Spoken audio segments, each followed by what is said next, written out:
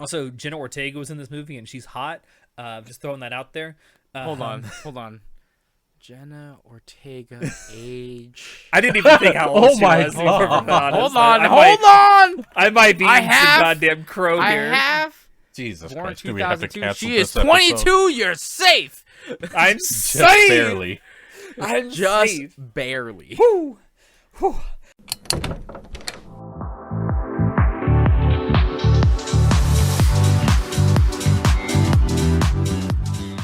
Hello everyone, it is that time of the month again, time for Anime Club After Dark to pop a squat and hit you with all the best and worst of what we have been indulging in recently. I'm your host, Alex. You can call me Senpai, and joining me tonight, I have our czar of source material, John.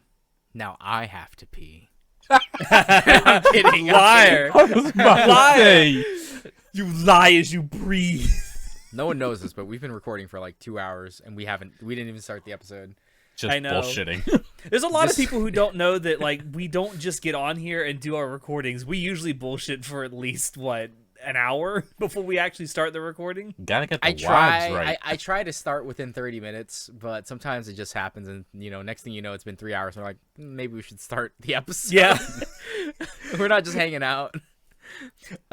We also have our Mesugaki Baba Enjoyer Chinoda. ReZero keeps winning, boys. Let's go. Yeah. Does it, though? Does it? Yeah. I don't know, because I haven't watched any of the third fucking season. pulls it off this season. I mean, holy shit. All right. Well, before we get into anything, because we recorded our Nier Automata spoiler cast before the World Series had ended, congrats to the Dodgers. They beat the evil empire. Let me tell you something. It was all because of Gura. Gura caused this whole thing to happen. It's my theory, and I'm sticking to it. I don't think people understand how weird, superstitious sport fans are. Especially baseball fans. Oh. I'm weirdly superstitious too, because I have this thing where if I'm watching the Seahawks play, whenever I look away from watching them play because I have to go do something, something good happens for the Seahawks. But whenever I'm actively watching, man, there's fumbles and left and right and fucking butterfingers and pick John, sixes, stop and I'm watching. Stop watching the Seahawks, man, so it's they can gotten finally get to- to the goddamn It's gotten Super to Bowl. the point where when I'm watching, my friends and family go, stop watching, go do something. We're like, well, I want to watch the game too. They're like, no, get the fuck out of here. I wonder if it would work with radio. Like, is it visual based or audio? I don't know. All I know is we start making good plays when I don't watch. So maybe I have to give up watching the Seahawks. And John, you That's know the thing. what's funny? Alex is also IT. Like sports people are superstitious as fuck. IT people are super superstitious as fuck. Look, all I know is if the cable isn't red, it's not gonna work. It's not gonna fucking work. I was gonna go into a whole 40K thing about how the whole psyker stuff and how a bunch of the tech priests are these talismans, we know that they don't do anything, but we believe they work, so they will work. So they just start blessing cursed objects with these talismans that don't work. It's like they have superstition in 40K, even though they know it doesn't work, they still do it. So it's it's kind of like that. And that's how IT is. They're much like the tech priests. We're just we must pray to the mighty server today. We must give it one orange. Only one orange. Please do not overheat. But yeah, congrats to the Dodgers. So glad the Yankees didn't win the World Series. Fuck the Yankees. Oh, there you go. Ooh, let's go Dodgers. Yes, congrats to the Dodgers and their mascot, Galgura. I also like how on Twitter when that happened, it started trending Dodgers Gura.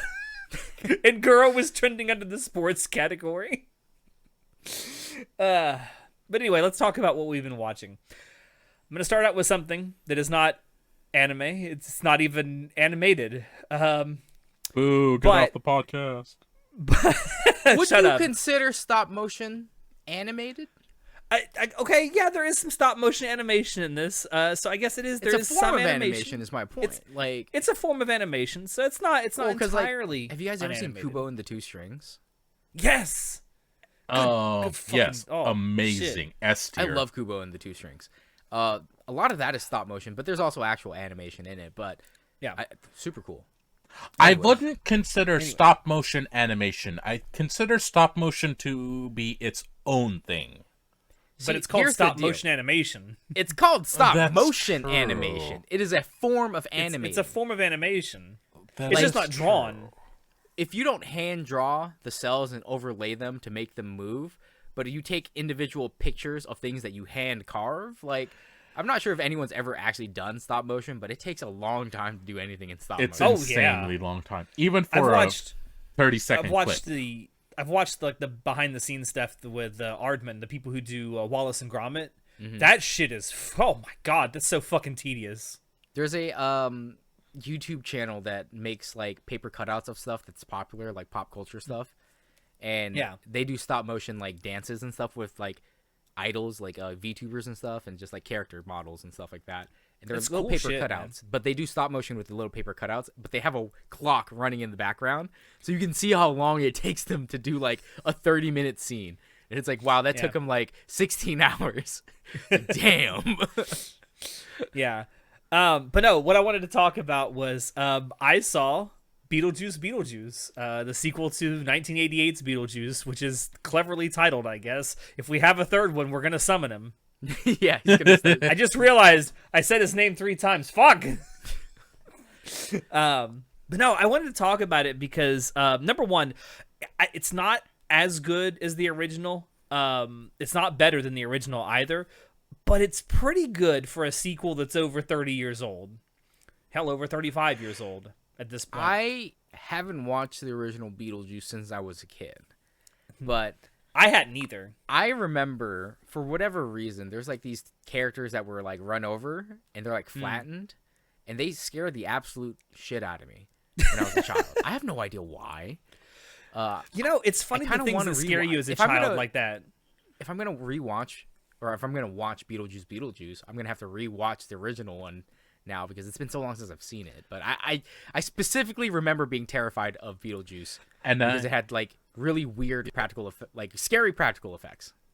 And I specifically need to actually watch it because I've only watched the theatrical version of the original, The theatrical play. the theatrical play. The stage Thank you. play. Yeah. Which was again, excellent, by the like, way. It's I excellent. didn't It's even an know excellent that stage existed. play. Like what is that?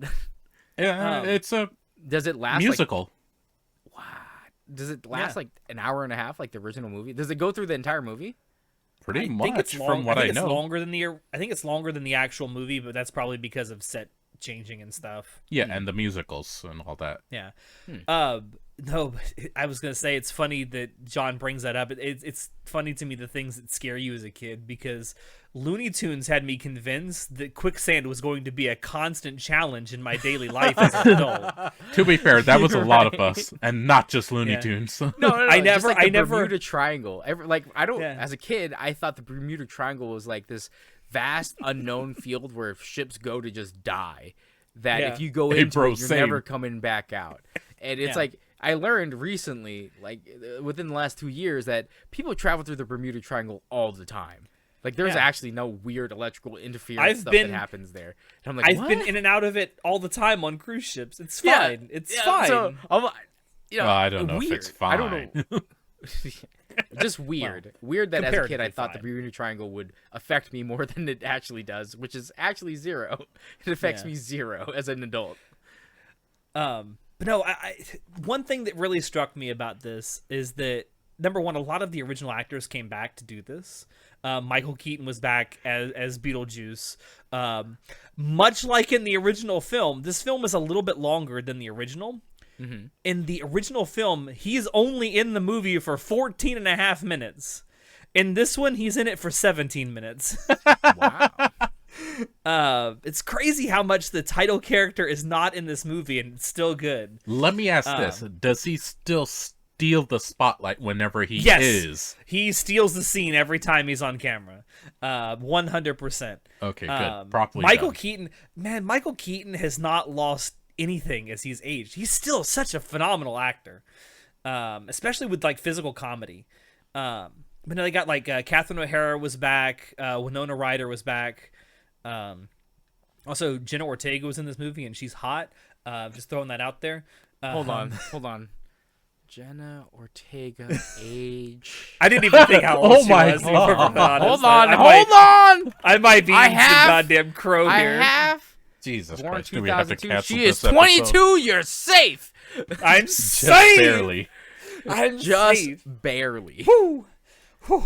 Had a little moment there. I didn't even think about how old she was, but she looks younger than she is.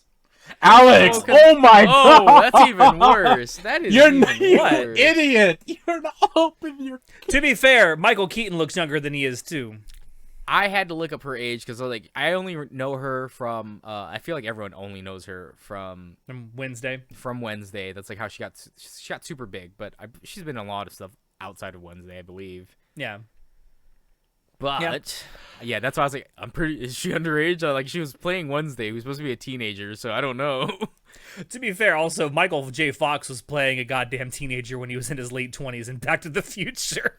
He doesn't look like a fucking teenager at all. Yeah. Like when you watch Grease, you're like, John Travolta does not look like a teenager. Most of the characters in that movie that are supposed to be high school kids do not look like high school kids. Look like it's feds. just your perception. They look like feds. Oh my god. But one of the things I noticed while watching this movie is that all the actors seem like they're having the time of their lives in this movie. They legit look like they're enjoying the hell out of themselves, and that what made the movie way more fun to watch. And this is like the second or third time recently where there has been and I mean like recently within the last 3 or 4 years, where there has been a sequel movie come out for another movie that came out 30 plus years ago, where it genuinely looks like the actors are having the time of their lives. The one that like comes to mind immediately is the Top Gun sequel that came out. Was it back in 2020, 2021, something like that? That movie was really good, and it genuinely looks like all the actors in it are having the most amazing time making that movie. 2022. 2022. Yeah. But again, another movie from the 80s that no one ever thought was going to get a sequel. Sorry, you said Michael Keaton. I went down this whole rabbit hole of like, was he the one with Batman nips? Yeah. Is that the No, that that's, wasn't. that was George Clooney. That was Clooney's. Yeah, Clooney. It was Clooney George was the Clooney, bat yeah. nips. Okay. Yes. But Michael Keaton was the Jack Nicholson Joker Batman. Yes. Yes. From Batman 89. Yeah. Yeah. I had to look it up. I squirreled so hard when you said Michael Keaton. I was like, Michael Keaton. I know that name. Nips? See, it's funny because I know him as Batman, and for me, he's always probably going to be Batman to me. To my mom and dad, he's Mr. Mom. Mr. Mom. Huh? It was a sitcom in the early 80s that he was in. Oh, okay. And then when he was originally cast as Batman, that was everyone's like criticism, like Mr. Mom can't be Batman. Then he showed them. And then he showed up, and man, he's one of the best Batman portrayals that's ever been on film. But I'm thrilled that there's like these sequels coming out for movies that they seem like cash grabs when you just look at them, but when you go watch them, it's like the actors are just having fun. I love that shit. That's Okay. I'll go see it in theaters. That's pretty good. I don't know if I'm gonna watch it or not. I can't remember Beetlejuice being that great of a movie to me. Maybe See, because to me, the it original terrorized is me as a child. I don't know, but The original Beetlejuice to me will always be a comedy horror classic. it took again. All I remember is the horror aspect of Beetlejuice. So that's why maybe I don't like it that much. I'm gonna have to rewatch the original one. If I like the original one as an adult, maybe I'll go watch the second one. I would say when the movie gets to streaming, I would say it's worth the stream. You know what's weird? Nowadays, I have this whole like, is it worth going out of my way to go watch it in theaters, or will I just wait for it to come to stream? I am an avid, well, I wouldn't say avid, but I'm a cinephile to some degree, and I love theatrical showings. It is a joy to me. The problem is, like, going to the theater used to be like a cheap day out or a cheap night out, and now it's like you can go to fucking Disney for the price it pays to go 2 people go to the movies.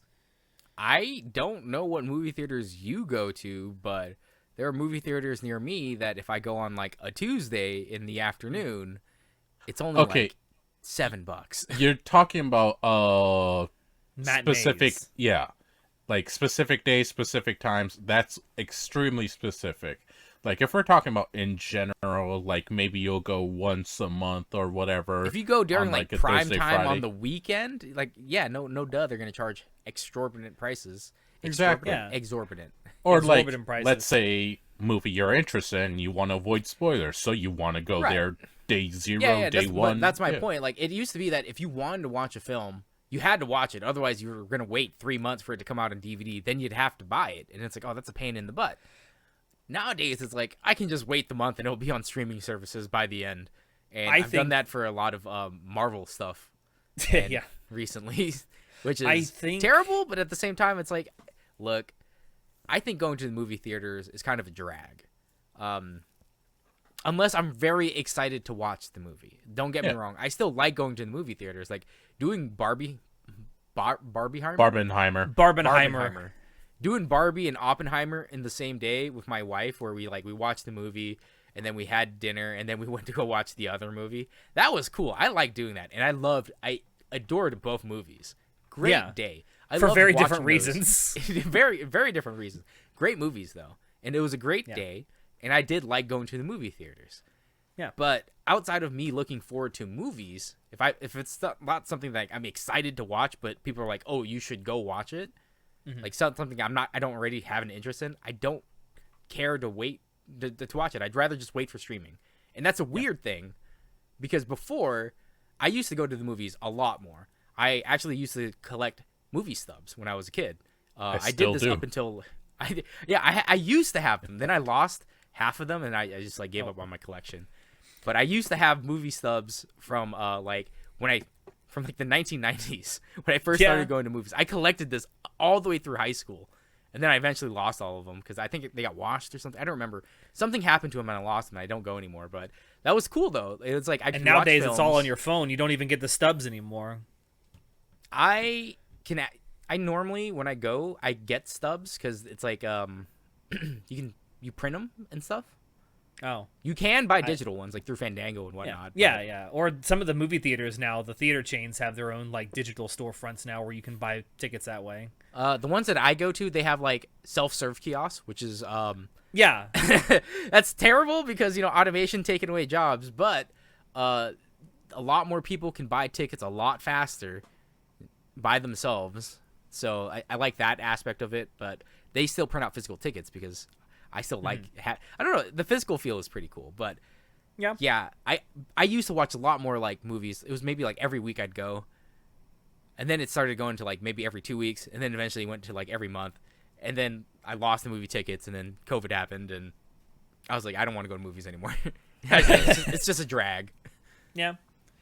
Me personally, I very much. Oh my god. Jesus Christ. You go to the same movie theater?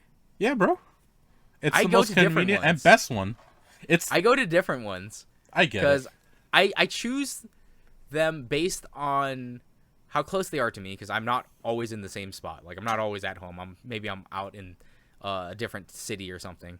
And I kind of enjoy seeing how different movie theaters print out their tickets. Because there's some movie theaters that print out super cheap, like paper one. I'm like, oh, your ticket sucks, dude. This is not quality. Then there's ones where you go to where it's like card stock, and you're like, oh my god, it's an eggshell off-white A4 paper. I know exactly. Look at the subtle off-white coloring. Yeah, exactly. Patrick Bateman, this shit, dude. I feel like that when I go to the fancy ones and they have nice printed out tickets, and I'm like, oh my god. It's impeccable. No, I go to the same one just because it's the best one in the area and the most convenient one for me. So, yeah, I just go to that one. John, you mentioned something that I think plays a large part into why theaters are dying as a whole.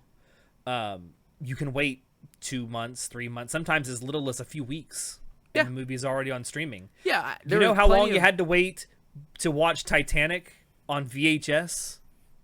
You had to wait 6 months. a year and a month Oh my, well, that's a long time. God. You had to wait an entire fucking year and a little bit more to even see it on VHS. And like, Yeah. I'm thinking to myself, why would I even go out of my way? Why would I leave my house to go watch this movie? Even if it's a movie I really want to see, when I know that within a month, maybe a month and a half, I can watch it on a streaming service. See, and that makes me really curious to see like the numbers. I know that movies like Titanic are 1 in a million, dude, where it's gonna be the #1 movie for 3 months straight. Yeah. That is just, it's weird that those things happen. It's A insane, general yeah. movie release is just like a video game, right? And it's only getting worse with the digital age, but it comes out and the popularity peaks after the first month and then it teeters out. By month 3, it's basically like not viable, like get rid of it. Yeah. So to me, I feel like following that, like wait 3 months to get the maximum amount of money to the movie theaters, and then because they get more money, I'm assuming they get more money through the movie theaters, but maybe I'm wrong. I'd love to see the numbers on this. I would Like- love to see it too, but there's got to be a correlation to that with streaming services and how fast these movies go from being in theaters exclusively to Yeah. being on a streaming service. Because I know back in the day when like home video was like all you had, whether it was VHS, DVD, Blu-ray, whatever, there was a set amount of time that you had to wait from the time it left theaters to the time it was available on home video for people to purchase. Right. And now there's doesn't seem to be any guidelines whatsoever. There's movies that on their first run, within the first couple of weeks they're in the theaters, they're already on streaming services. Like, You know what's really funny? Did you want to jump in Yes. there with something? I wanted to say that most movies that come out in theaters make the majority of their money in theaters. After that, most of the rest of their money used to come from Blu-ray DVD sales. Streaming upended that whole deal because different formula, different way to watch, all that. And while they've mostly figured things out by now, it's still very different because like a lot of people, especially people like us, love to actually own that physical product just in case. But the market was upended when streaming came to being because like the money formula just got changed. You know what's really funny? I wonder I wonder if there's going to be a resurgence of like home video stuff because of that, though, because there's a lot of people who are kind of getting sick of the whole streaming stuff because who knows what's going to be on what platform, and it could be there one day and it's gone the next. I can actually tell you that, Alex. There is starting to be that because things are disappearing and some things just aren't coming back to certain streaming services for a very long time or who knows when. So people have started actually picking up Blu-rays and stuff for themselves again. Which makes me wonder what they're going to start doing with that because Sony has already said they're going to stop making Blu-rays within a year or two. Good thing we have good old China. Like they'll make a bunch of them for cheap. But I guess if they're not going to make say, it, they could just put the patent or whatever out there and let anybody make them. A couple of years ago, I was helping my dad like get rid of junk at his house, and we were going through like he had a huge collection of CDs and DVDs and stuff and VHSs. I saved the VHSs for like first edition Pokemon runs on VHS and stuff, like rare shit. Oh shit. You know? Yeah, like shit that I picked up when I was a child. I'm like, I'm keeping this. This is memories. But we had a bunch of DVDs where I'm just like, these are just bad movies no one really cares about. And I was just like, I was amazed at how much space it took. And I'm like, yeah, we used to have shelves and shelves of these just lined up next to the TVs and DVD players and VHS players where we just have all this media. And I was like, and one part of me hates it because like half of this stuff is junk that I don't care if it disappears from the rest of the earth. I understand that people want to preserve all this junk because maybe someone would like it. But at the same time, it's like it takes up so much physical space, which is why I love streaming apps for that. I could have 200 movies and not waste a single fucking like centimeter of space in my room. Like I have take this on a limited plane. space. yeah, I could take this on a frickin' plane. Like, but it's a good argument though, because there are certain things on physical media that if it disappears, you'll never have again. We were what movie did we watch? Where they don't make copies of it anymore. But we all suddenly found them at thrift stores at a garage sale down the road. It was a movie review we did a couple times ago. The last one we did was Grave of the Fireflies. No, It was not that. before that. The one we did before that. I'm gonna go look it up real quick, but keep going. Yeah, but that's like, it's a love-hate thing, because I like having physical media because of, especially for anime and stuff. Like, sometimes things just go out of print and they will never get re-released in English, with English subtitles officially. So you're shit out of luck, just sitting there waiting. Like, oh man, I don't have another copy of this. Oh, I know what you're talking about. Was it Millennium Actress? Millennium Actress. Oh my Okay, God, that's yeah. I just It's thought out about it. of- I was like, I'm pretty sure it was Millennium Actress. It's out of print now, yeah. Yeah. And I was like, yeah, like Millennium Actress. If I wanted to watch, and that's a great film. This is a Toshi Kon film. If I wanted to watch Millennium Actress, thank God I found it at a garage sale down the road. Yeah. But outside of that, you can't get it anymore. Yeah. And it sucks. So that is a real fear. And, saving all these old VHSs that I had of these, first run editions of certain things, that's cool. That's memorabilia. So it's a love-hate thing. But I also remember there were movies coming out where I could watch it the next day on demand. When on demand came out for cable, they were testing this function of like, can we get people to pay $25 to just watch this movie at home? And I did, because I was like, if I pay $25 for this, I own it on demand, and I can just stream it at home. That's awesome. Or if I don't want to buy it, I could just play it one time for like $7. That's cheaper than a movie ticket, and everyone here can watch it for $7. And at the comfort of home. When digital cable first started becoming a thing in like the late 90s, early 2000s, they did that where you could like rent a movie on your cable box for like the weekend or for like a 3-day period. And then like that was super cheap. You could get that for like $1.50, $2, and you'd have it for like 3 days, and you could watch it as much as you wanted within those 3 days. But once those 3 days elapsed, it was just gone from your cable box. Yeah, so it's like this like debate between physical media and not physical media. Each has its pros and cons. It does. I think the streaming has really upended the theater going experience. I think that the freaking world needs to come to an agreement that eventually, when media goes past 20 years, we should just put it on archive.org and just have it on an internet. I'm serious. I am 100. I wish this is not a joke. I wish that this was something that we as a species agreed on. That if a digital media exists after 20 years of its existence, we put it on the internet for free. We put it on archive.org for free. Unfortunately, shocked. hackers will attack it. I was shocked that Disney didn't try and do something to save Steamboat Willie, because the only reason that copyright has been expanded as far as it has is because of Disney. Yep. Because every time that extension comes, or that point in time comes up where they're going to lose a Mickey Mouse patent or a copyright, they're like, hey, Congress, wouldn't it be great if we could keep this forever? I think it's because like, 10 more Willie years, it's fine. It's the current gen Mickey Mouse is so far from Steamboat Willie.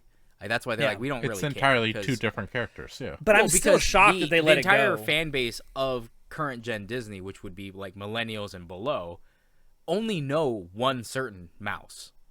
Yeah, One current certain Mickey version. Mouse. Well, no, not the current one. The current one's a crackhead. No, it's Goofy. Wait, what? You talking about the Mickey Mouse design from like the 70s, 80s, 90s?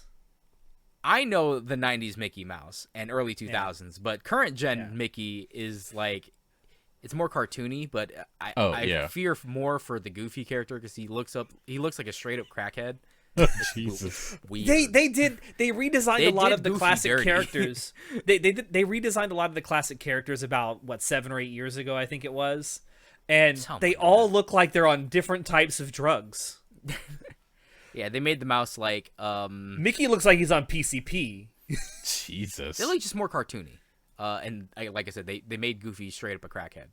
But Just keep outside them of in that. the Kingdom Hearts outfits. Make them classy. Yeah, that's the early. That's the 90s 2000 Mickey and Disney. Yeah.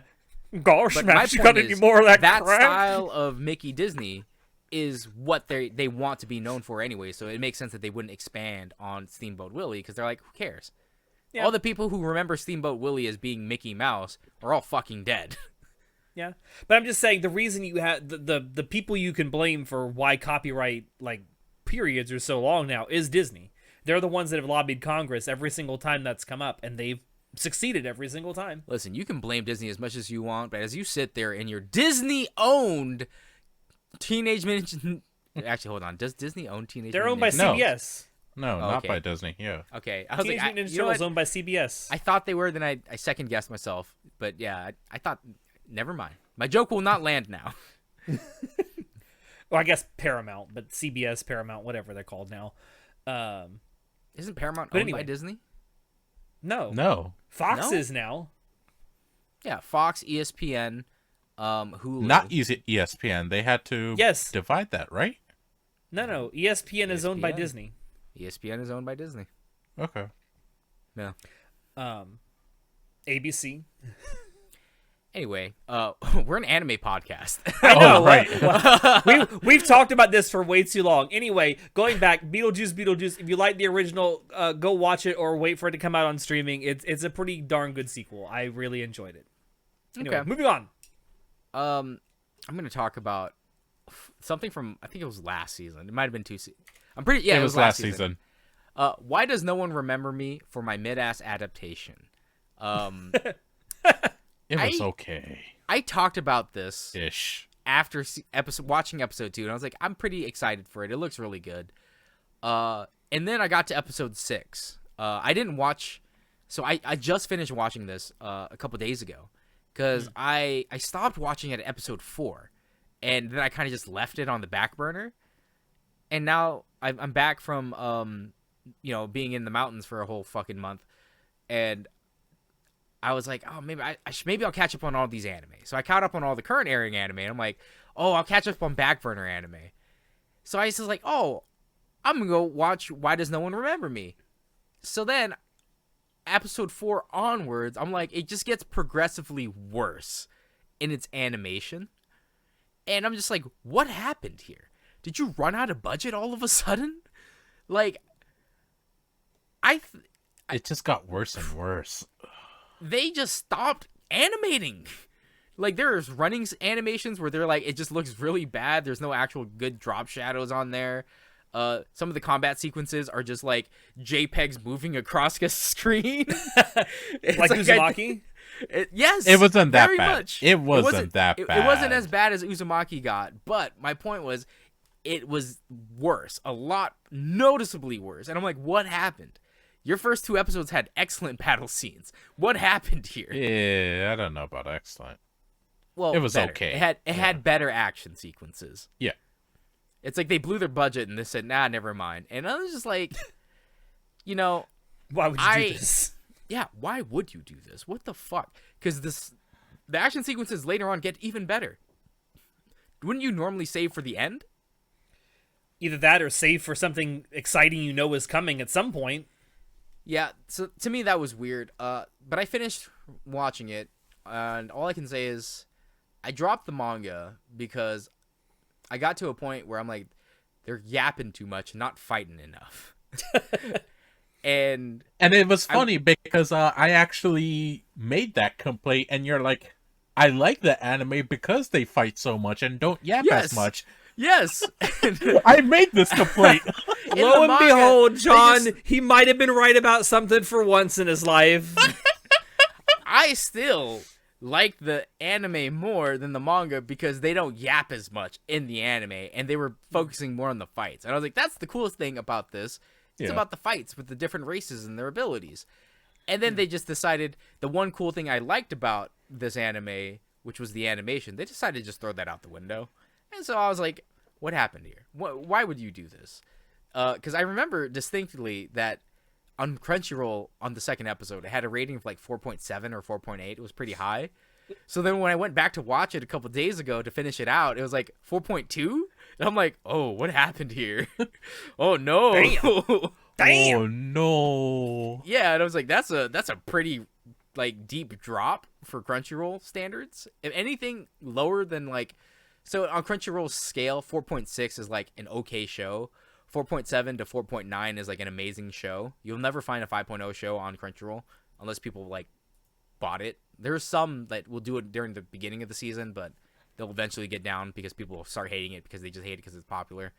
But it's kind of like, yeah, so anything closer to a 4 is considered trash on Crunchyroll standard. So the fact that it was near trash level, I was like, oh my god, what happened? What happened to the story? And it wasn't the story, it was the fact that they just stopped animating. They just decided, fuck it. JPEGs run cross screen. Yeah. And I'm like, what? That's crazy. What the heck, dude? Yeah, and I don't think it's going to get a season 2. I hope not. Even if it does, I wouldn't. I want it to get a season 2 because I want to see more of the fights, dude. Like, come on. I think the fights are pretty cool. I hope that they get more money and they animate the fights better. I seriously doubt it's going to succeed. Yeah, I seriously doubt it too. But, yeah, I definitely do not recommend watching the anime. It's not good. The story itself was already stupid. And again, like I said, in the manga, they yap a lot.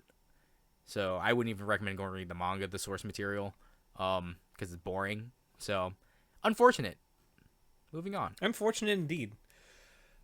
All right. So I did something pretty special, yesterday?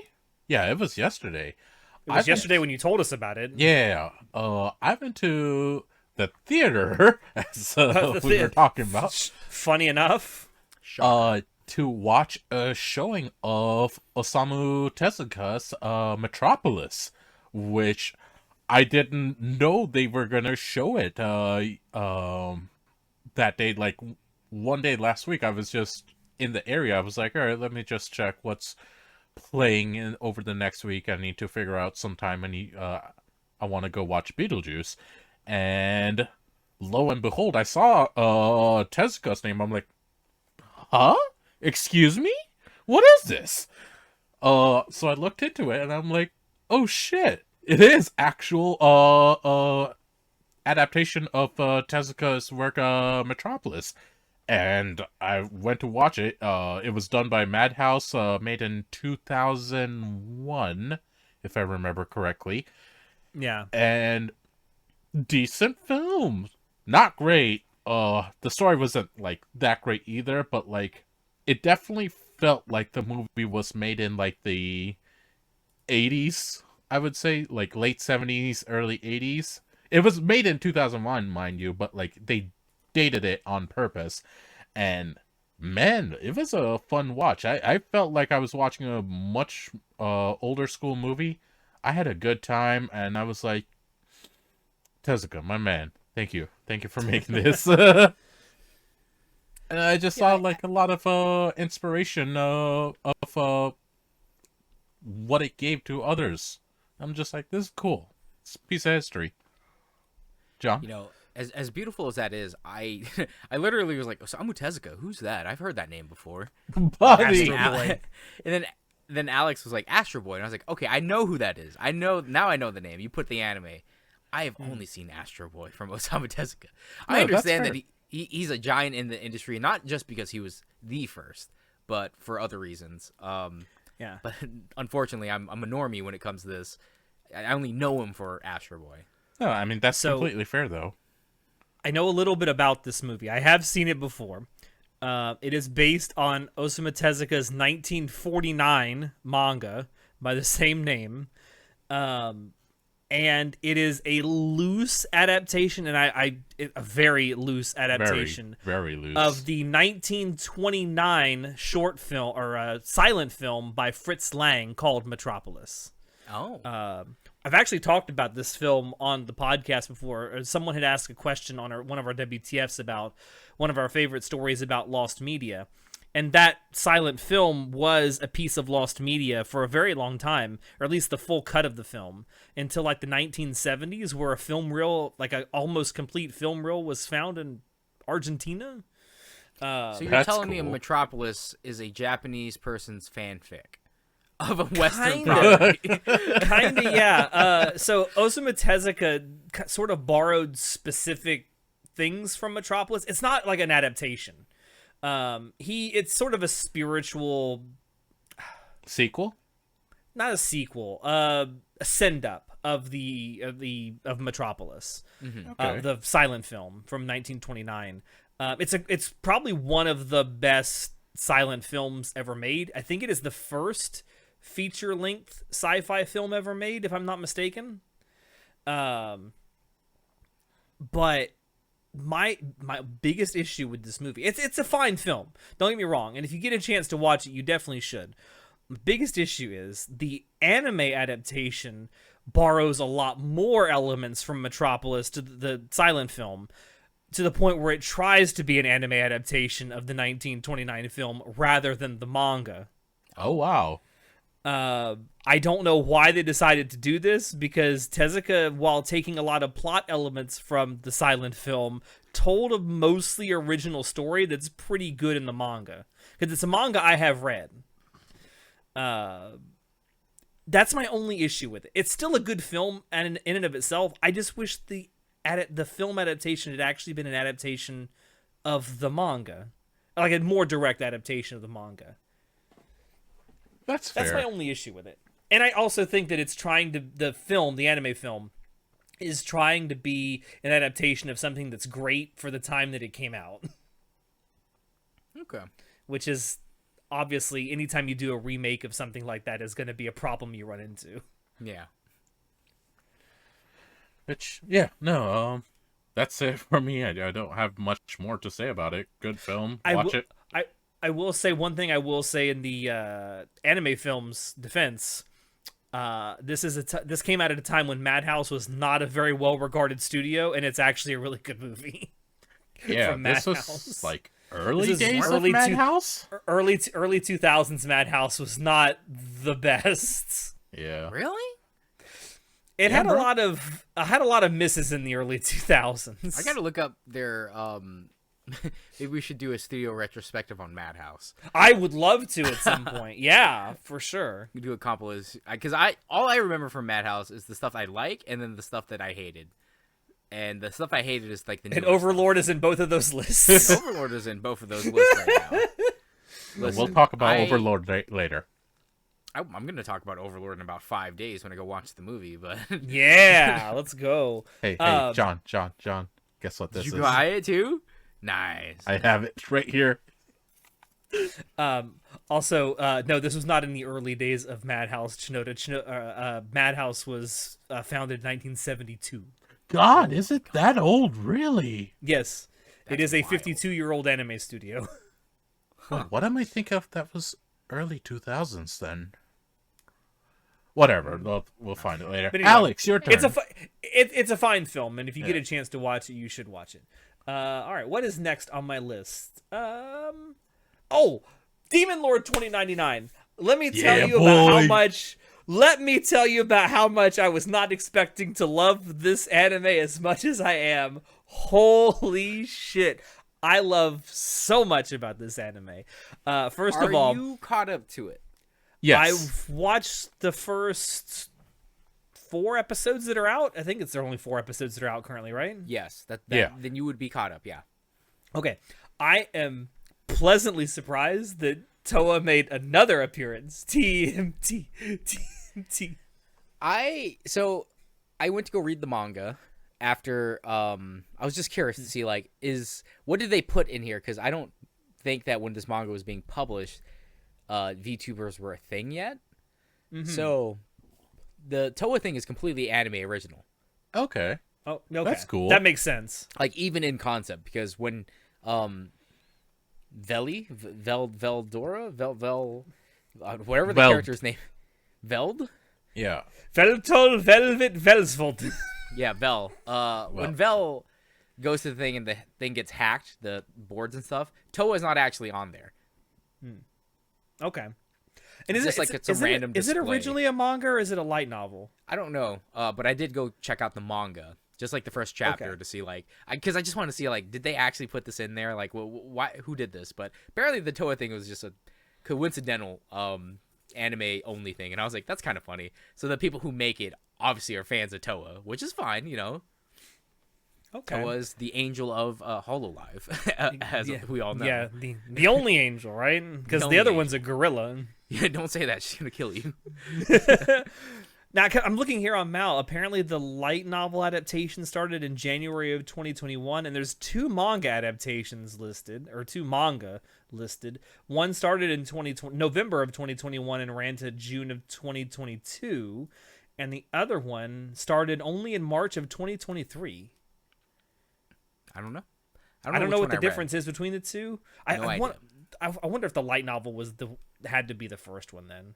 It had to be what originally came out. Because it came out in January of 2021. That's relatively new for it to. That's It is a very relatively fast new light cycle. novel. Wow. Yeah. And it is currently publishing. But yeah. So- I'm quite enjoying it. Though I will say, since they were like, it seemed like it was gonna be serious, and they went super wacky. They're back to doing the super serious stuff, and I'm just like, I don't know about this. Little tonal whiplash, yeah. Yeah, it's weird, but I'm really enjoying it. Even the humor. No, don't get me wrong. I'm completely biased because Ainz voices the main character. Yeah. Well. So I'm like, And every he's time he selling does it. something, I'm just like, He's Sasuga. selling it so Sasuga hard. Ainzuma.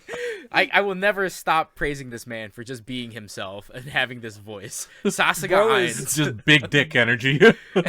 Bro is selling this part so good. So good. Yeah. So, but I am enjoying the character of Vel, like the Demon King. He's super cool. He's super manly. Yes. I enjoyed the setting the most, honestly. Yeah, it's like that's sort of cyberpunk neon future thing. I like it. I like it a lot. I wish it Magi played more of a- cyberpunk. It's cool as shit. Yeah.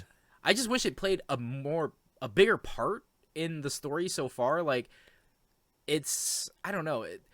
We have an overpowered MC trope where it's like, yeah, I'm super strong, but he needs to get strong by getting more people to be his followers, fear him or adore him. Then he'll be stronger. So he's like, "Hello, I'm a VTuber des," or no, I'm a live streamer des. Veli, I love the fact that he plays Dark Souls. He plays Dark Souls. I plays love Dark that. Souls. Yeah, it's like it's super silly, and I thought it was gonna go in that direction, and then like the whole like now we're on the immortal furnace thing, and I'm like, okay, this got real dark real fast. This got like conspiratorial real quick, and I'm Yeah. like, I'm so here for it, man. I'm The just like- seedy dark underbelly of the magical like But future. my point is, I'm so here why for even it. start off with the whole fucking streamer thing, and then go to this? Like, choose one fucking lane and stick to it. I don't like the swapping between the two. Because it's like, is this supposed to be a comedy or is this supposed to be a serious freaking anime? Okay, I'll say this. I want to see where it goes before I leave any judgment, because they might be able to pull it off. So, like, they're doing it so far, in my opinion. The proof is in the pudding. The fact Yeah. that its light novel is only 3 years old, and after 2 years it got a manga adaptation, and after 3 years it got an anime, it means it's solid. It means that a lot of people read this and said, this is great, we're going to make money. So it must be good. And I am enjoying it. Like I said, don't get me wrong. I love the voice actors in it. I'm just saying I don't like them flip-flopping between the two, and that's my biggest complaint so far. Because it's like, haha, we are streamers, we play Dark Souls, all of a sudden murder and espionage. And I was like, what? What the hell? Yeah, I'm hoping that maybe there'll be some kind of narrative explanation for it. I do think the whole thing with him becoming a streamer kind of plays into the fish out of water aspect that I really like. Because he is still learning his way around this new world. Yeah, but, you know, he's an overpowered MC, and it's like, oh, I can't use the technology of this world because it was made with it making sure it's not compatible for me. Then he's like, that's fine, though, because I can just, like, do it myself anyway. It's like, huh? You don't have the implant. How are you using telepathy? And he's like, oh, I figured it out. Don't worry. Magic. My all-seeing magical eye that can decipher everything. And it's like, okay, so why even introduce this problem in the first place if he can just fix it by going, oh, don't worry, I already figured it out. Like, come on. Yeah. I get the whole OPMC trope thing, but I don't know. In something that was supposed to seem like it was supposed to be super serious from the first episode, for it to go to like, haha, I'm a streamer now, to go back to the, oh shit, now there's people getting murdered for like, espionage reasons. It's like I oh. do like the setup to the conspiracy that we've gotten though in the most recent episode. Yeah, where that's it's like cool. I'm wondering where this is going, because like the whole thing with collecting the immortals and using them for fuel. I'm like, okay, are we gonna get like a Soylent Green type situation here? Yeah, no, like, hey, but at the same time, I feel like it's throw everything at the wall to see what sticks. That's not good, compelling story writing to me. It's not, but it's cool. It's fucking It's entertaining, Cool. sure. Absolutely It's cool entertaining. Don't get me wrong. Michael Bay films are entertaining as all hell. They're Dumb not as great fuck. films. Yeah. Dumb. This is but they are this entertaining. is shaping up. This is shaping up, and maybe we'll be proven wrong. It's shaping up to be one of those ones where it's not that deep. It's just fun. And if that's all it is, I'm okay with that. Yeah, like if it follows the path of Eminence and Shadow, where it's like we're just a giant joke, we all know this is a giant joke, that's fine. I can live with that. I can live with that too. I love Eminence and Shadow Yeah. so much. The main thing is this has made an impact, and I think that's cool. Yeah. And I guess the last thing I'll say about it before we move on is Takahashi. Is that the hacker chick? Yes. Okay. She I was like, bad. I don't- I am intrigued, and if anyone out there is an artist, Draw Alex in a cheap, cheap how? China dress. yes, that. That. A key pal. Anyway, I think it's called the key pal. anyway, Takahashi, she's all right in my book. Moving I'm just on. saying. Moving Moving on. on. Anything else? God, I wish I had Running in the 90s queued up to play right now. Like, You're the editor. You can do that. oh yeah, here we go. Anyway, I had the ability to do it in the recording too. Like if we were all here with the play music thing. Oh my god. But anyway, that's what I was gonna do when I started playing the music. Then I completely squirreled away from it. I was gonna queue up a bit for this, but Anyway. motherfucking Ghost, MF Ghost, is Let's hyping go. me It's so good. way too much, dude. It's so good, John. I hate how much I love this show, and it's so dumb. Can I It's ask so you something, dumb. John? Because I think you mentioned this a little bit in our Discord server. Does it make it more difficult to enjoy the show because you know stuff about cars? It doesn't make it more difficult for me to enjoy this show because I know I'm a car guy.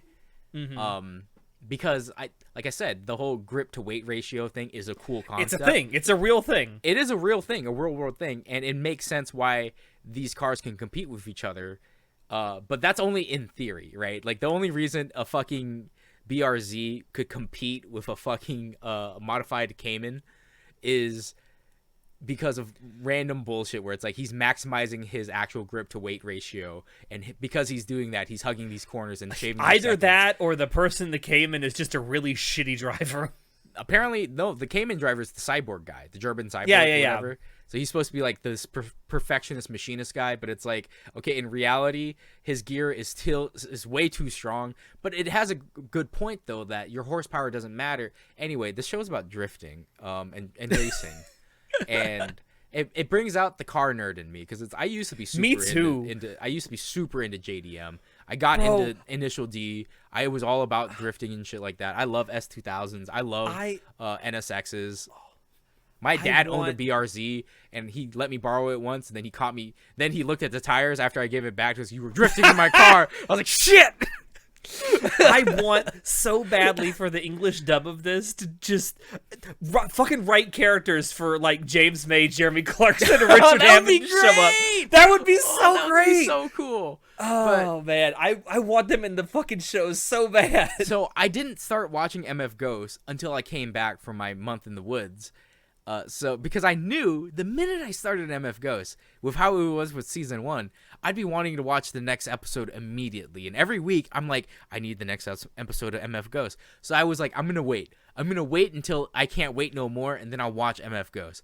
And then you I had, blew like, your load I like had all 4 over or the 5 place. episodes to watch through. I didn't know 4 episodes, and immediately marathon through it. And I was like, I need more. I need more MF Ghost. Like a crackhead. See, you've heard of No Nut November. You just experienced No MF Ghost October. Dude, oh Lord, I can't explain how much hype I feel watching this show. Because It's like when you watch the first season of Initial D. it's because it's so cool. It doesn't matter that in a real world practical setting, the character of oh my god, I don't even know the main character guy's names. I don't either, but I know who you're talking. I was gonna say Takumi, but I'm like, no, Takumi's disciple. Whatever the guy's name is. I can't remember his name either. I just call him main character. Main character guy. Ken? No, it's not Ken. That's dumb. Main character guy in MF Ghost is like, he's a drifting prodigy. And the only reason he can't lap these other motherfuckers is because he's riding in a, I don't think it's a stock 86, is it? It's not stock, right? It's a No, I don't think so. It's actually not an 86. It's a BRZ FRS. But it's not stock. It's not stock, but it's severely underpowered compared to his Kanata. competition. That's his name. Kanata, yeah. So Kanata is like, he's like the drifting god because he learned from the drifting god himself, Takumi, who went to England to do rally racing and then was in a terrible accident and had to teach at a school. Have So you ever? I John, actually have might have just said a spoiler. Oops. Oops. I don't think Have you people. ever- I don't think it was explained yet about what happened to Takumi. Have you ever watched rally racing? No. You Yeah, should. I actually Shit's no, that's wild. not true. I have seen rally racing. It is wild.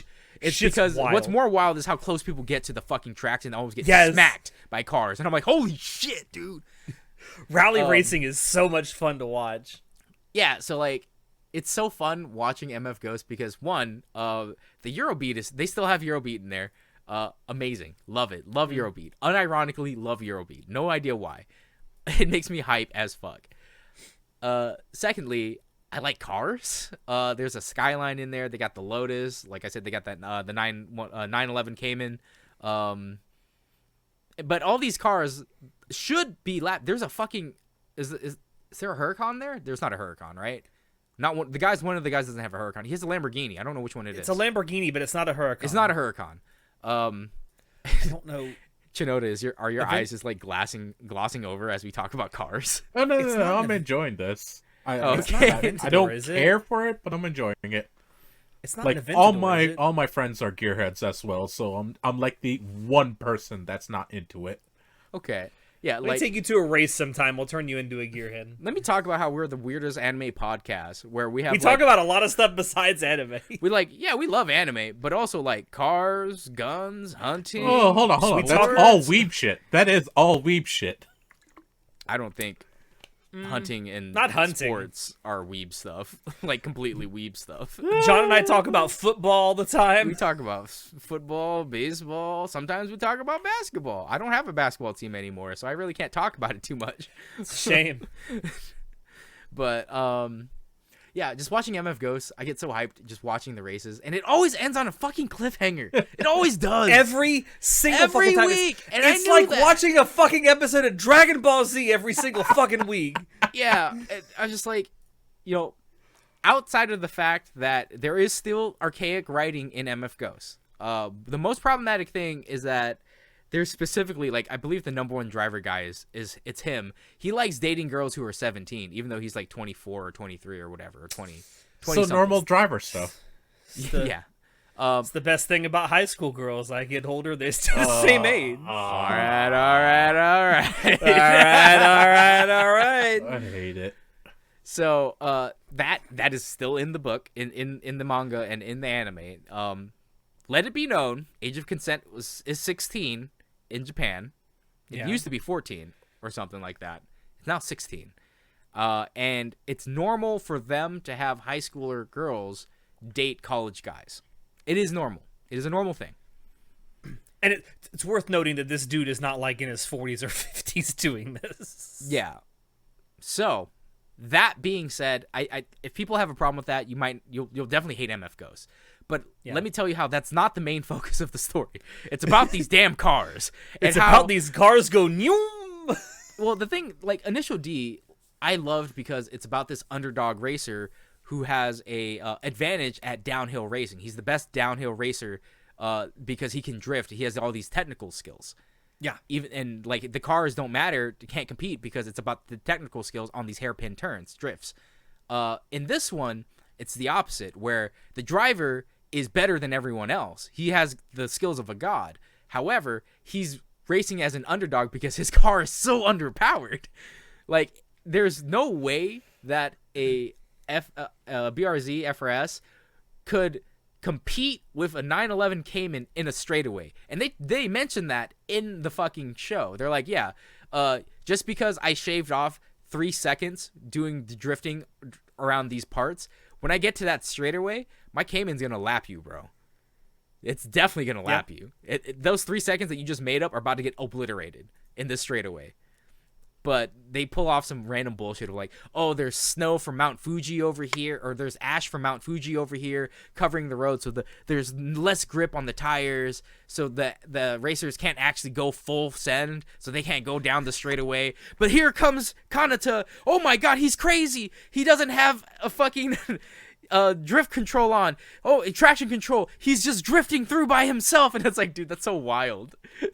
Bro's going 120 miles an hour through this like zone where everyone else is going 60 or 80 because they don't want to crash and die, and he's like, I don't give a fuck, I'm about to go to third place. It's like, yo, what the fuck, Kanata? You're crazy, bro. The writing is very much like, you haven't even seen a fifth of my power yet. Yeah, and the only reason he doesn't lap everyone immediately is because the underdog in the story is the car. And I think that's hilarious. Yeah. But it's great. It's a shame more people aren't watching this, man. It's fucking amazing. It's in 3D, just like the cars were in Initial D, but dude, the music's good. The action sequences are, I mean, you can call them action sequences, but the races. So the thing I like about the MF Ghost competition, about the MFG competition in MF Ghost, is that they turn racing into an economy. Like, because they have to worry about brakes, they have to worry about their brake pads, they have to worry about their tires and their tread. And that's something that they have to factor in. And one thing that we have always praised the AE86 for is its great balance and good controls.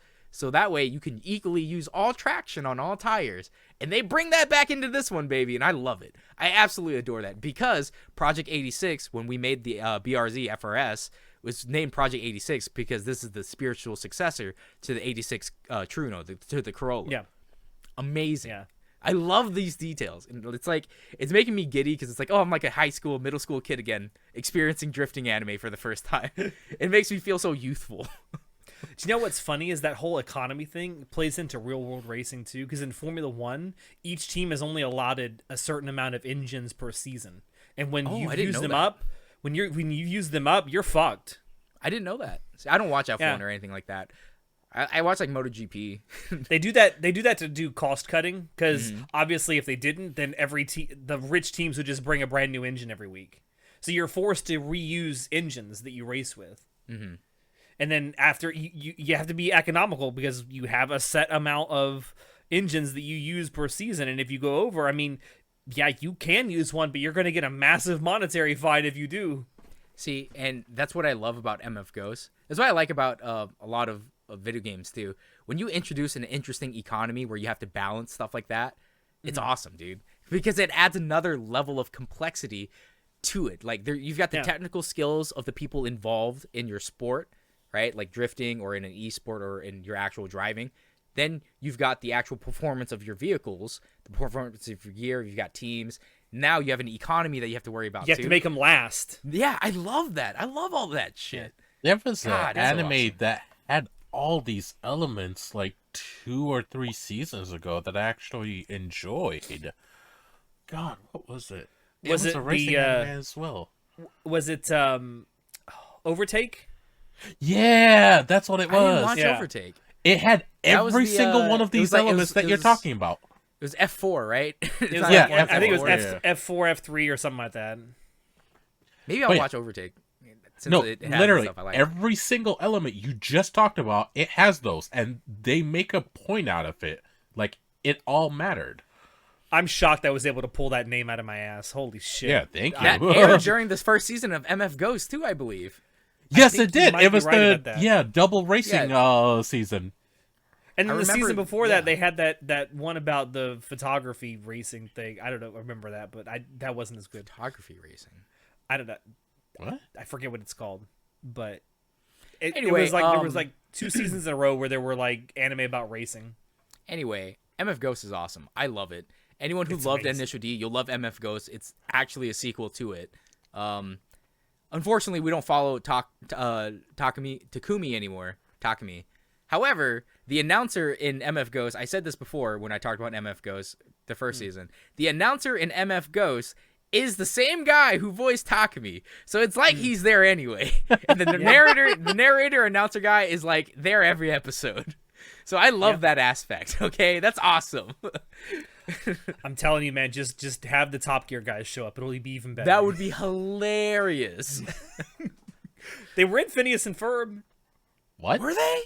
There's an episode of Phineas and Ferb where they show up and they play themselves. That's oh my! I'm gonna look that up. I think it was Phineas and Ferb. It was one of those cartoons that was airing around that time. That's so weird.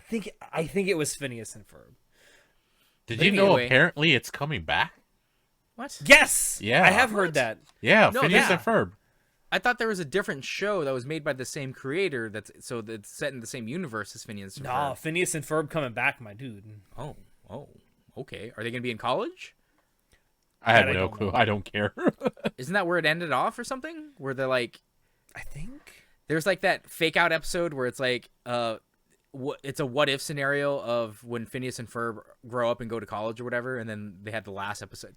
Dude, It's been too long since I watched it. it's been like man. 20 years. Come on now. I never watched it Listen, like that. all I want is more a platypus. There's Barry the 105 platypus. days of summer vacation. Also, someone pointed this out recently. So you know in the Phineas and Ferb intro, right? That Simple Plan does it. Is They it Bowling yes for that Soup? Oh, Bowling for Soup. yes, Soup does it. Bowling for Soup does it. But no, every single thing they mention doing in the opening to the show, they eventually do during the run of the show. Oh Yeah. shit, really? That's Yeah, actually cool. Finding something that doesn't exist. Yeah, they do absolutely everything that's mentioned in the intro to the show during the run of the show. That's Bowling legit. for Soup. That's actually legit though. Anyway, moving on. Anyway, moving Oh, on. yeah. Shinoda. Tell me about If I 2.5D remember right, dimensional 2.5 seduction. Fuck. It was. I knew that's what was that. So, when you watch this is a 2-core anime, by the way. This started last season. It's still going. 24 episodes, if I remember right. Wow, okay. Yeah. I was not expecting that. Not complaining about it either. If you watch it, the inevitable, not even inevitable, the first comparison you're gonna make is to My Dress Up Darling. Whether That's for already a mark against it. Like, bro, you're making it worse. let me finish. Goddamn, impatient fuck. It's similar in the way it's about a guy helping his friend do cosplaying and all that. Different characters, very different people. It's a very similar premise of like, Yeah, the premise is like the only thing that's kind of similar. They're very different people, very different character types, stories, all that. Like, there's only like a single point of comparison, essentially. It's the cosplay. Yeah, cosplay and obviously Friendship. romance. okay, Friendship first and into foremost, romance. Yeah. all of these are all just copies of A Garden of Words, where a shoe cobbler meets a very nice lady and cobbles her shoes. Okay, Makoto Shinkai did it first, fuckers. Anyway, moving on. That's not a Makoto Shinkai, is it? Is it No, is A it? Garden of Words? Yeah, that's the other guy.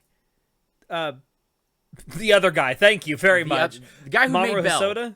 It's a soda, isn't it? Oh, Yeah, man, I gotta Hosoda look did it up. Bell. I think I A have Garden of Words was no. It's Makoto a Shinkai. Shinkai. Yeah. It is a Shinkai film. 2013. Okay, the worst Shinkai film I've ever seen in my life.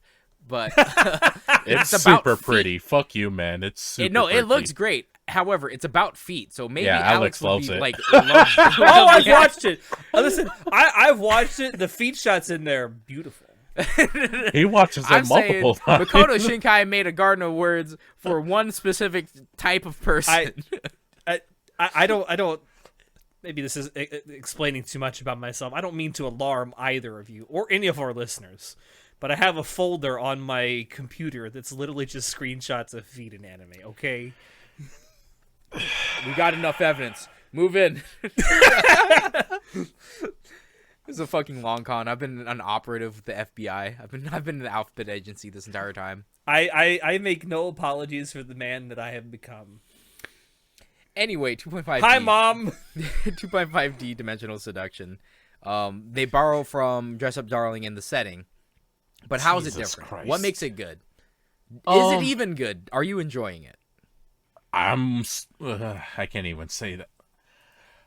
I like it because the characters are actually interesting. They have a bit of a backstory, and more so, their relationship with what makes them otaku is what's more so present in this Now, is it show. supposed to be a rom-com as well?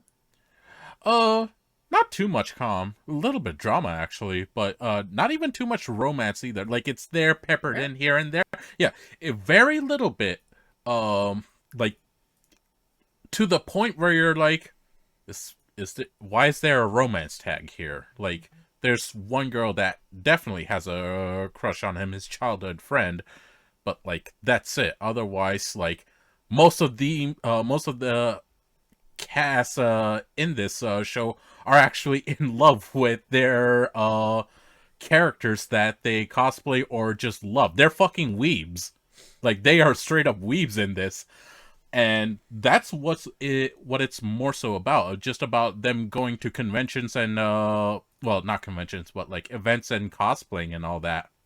So the problem here is that I have a top one otaku rom-com like anime. It's Wotakoi. I was gonna say yes, yes. I love Wotakoi Fucking so much. Wotakoi. Yeah. Wotakoi Thank you so is top much, John. tier. Like, Thank you so weeb much for rom-com. introducing it to me. So I have a very high bar that these type of rom-coms need to compete with, and if they don't even match the bar, then I think they're trash. So I mean, I have a question It's about that, John. barely because a rom. Wotakoi is about weebs who are adults. Yes. In a romance. Now, do you judge a romance like that differently when it's like high school kids or college kids? Not really. I mean, so the romantic elements in like Wotakoi, why I love it so much is because It's these relatable. well, yeah, it's very relatable because like being an adult weeb, it's like how do you balance being a weeb but also like working, and then you have people who are like unapologetically like just a weeb and they don't care, they just keep doing it, and there's people who have to hide it in the closet. It's like it's a good thing because it's very relatable, right? Like, Yeah. I may like anime. I am on an anime podcast after all. That's shocking. Anime isn't my entire life. How dare you? Which is, I know. I go out and I touch grass. I have a wife. Who is also your secretary? Who is the secretary of our the podcast? podcast Yes. secretary, yeah. The podcast secretary, and also my personal secretary to wake me up for recordings when I don't wake up, and also to remind me to take my meds because I'm an old man. But like, to me, Wotakoi is a good balance of that, and that's why it's so relatable because of that. I feel like a lot of these otaku rom-coms play too much on the fantasy stuff of like, I'm a weeb loser, but I'm gonna find a hot girl, and they focus a lot on that and the insecurities that comes with that. And I'm like, that's not relatable to me because I'm not insecure about finding a hot otaku wife. Like, that's high school shit, so I guess it's relatable for high schoolers, but it seems so niche. I as a was so rom-com. prepared John. to see him start just glancing off to the side. What? John, I have to tell you this hilarious thing that happened in the latest episode. They're going to the summer Comic-Con, right? And like there's a group of the girls now. They're doing a group cosplay, and like he's their photographer. So they're on the train going to summer Comic-Con. A bunch of like two weebs enter the train. They just see them. They're like, oh, a cosplay group, and they see him, the main character, and like, oh, lucky son of a bitch. And then the one of the guys says like, no, look at his eyes. That's a fellow otaku who just loves his 2D characters. And they just raise their hands, go, and in their heads go, hello, hello, fellow otaku, and the main character just looks back, fellow otaku. I'm just like, yes, they get it. This seems a lot more interesting to me than My Dress Up Darling, so... It's so much better. In terms of story, in terms of character, it's so much better. Okay. And I love the fan service and all that of Dress Up Darling. I'm up to date on the manga, and, like, even I'm just like, yeah, this is actually better. The characters are more interesting. Yeah. Okay. That's 2.5 Dimensional Seduction, full-on 2-core, Season 1. It must be good if it got greenlit for 2 cores. Like, Yeah. I feel like that's a pretty impossible thing to do. There's only so many that can have 2-core anime a season. Yeah, so check it out. Right. Honestly, I like it. It's on High Dive. All right. Well, right. Alex, you can go next. However, I know nothing about what you're going to talk about, and I have to pee, so I'll be Go back. ahead. Go ahead. I want to talk about balls. Ooh, You have tell my me more. interest. Tell me more. I love how both of us went for it. I like how I said that, and both of you simultaneously leaned in, like, tell me more. No, I have to use the bathroom. Stop trying to get me to come back here with the talking about balls. No, I want to talk about Orb, the full title. I talked about this last time, where I'd only watched the the first episode. Yeah, how's But, it progressed? What episode are you up to now? The full title is Orb on the Movements of the Earth. There are, at least as of the time of recording this, there are 5 episodes out. Okay. I think the 6th one may have come out today, but I haven't seen it yet. I am just absolutely locked the fuck in with every single episode that comes out. It's that good.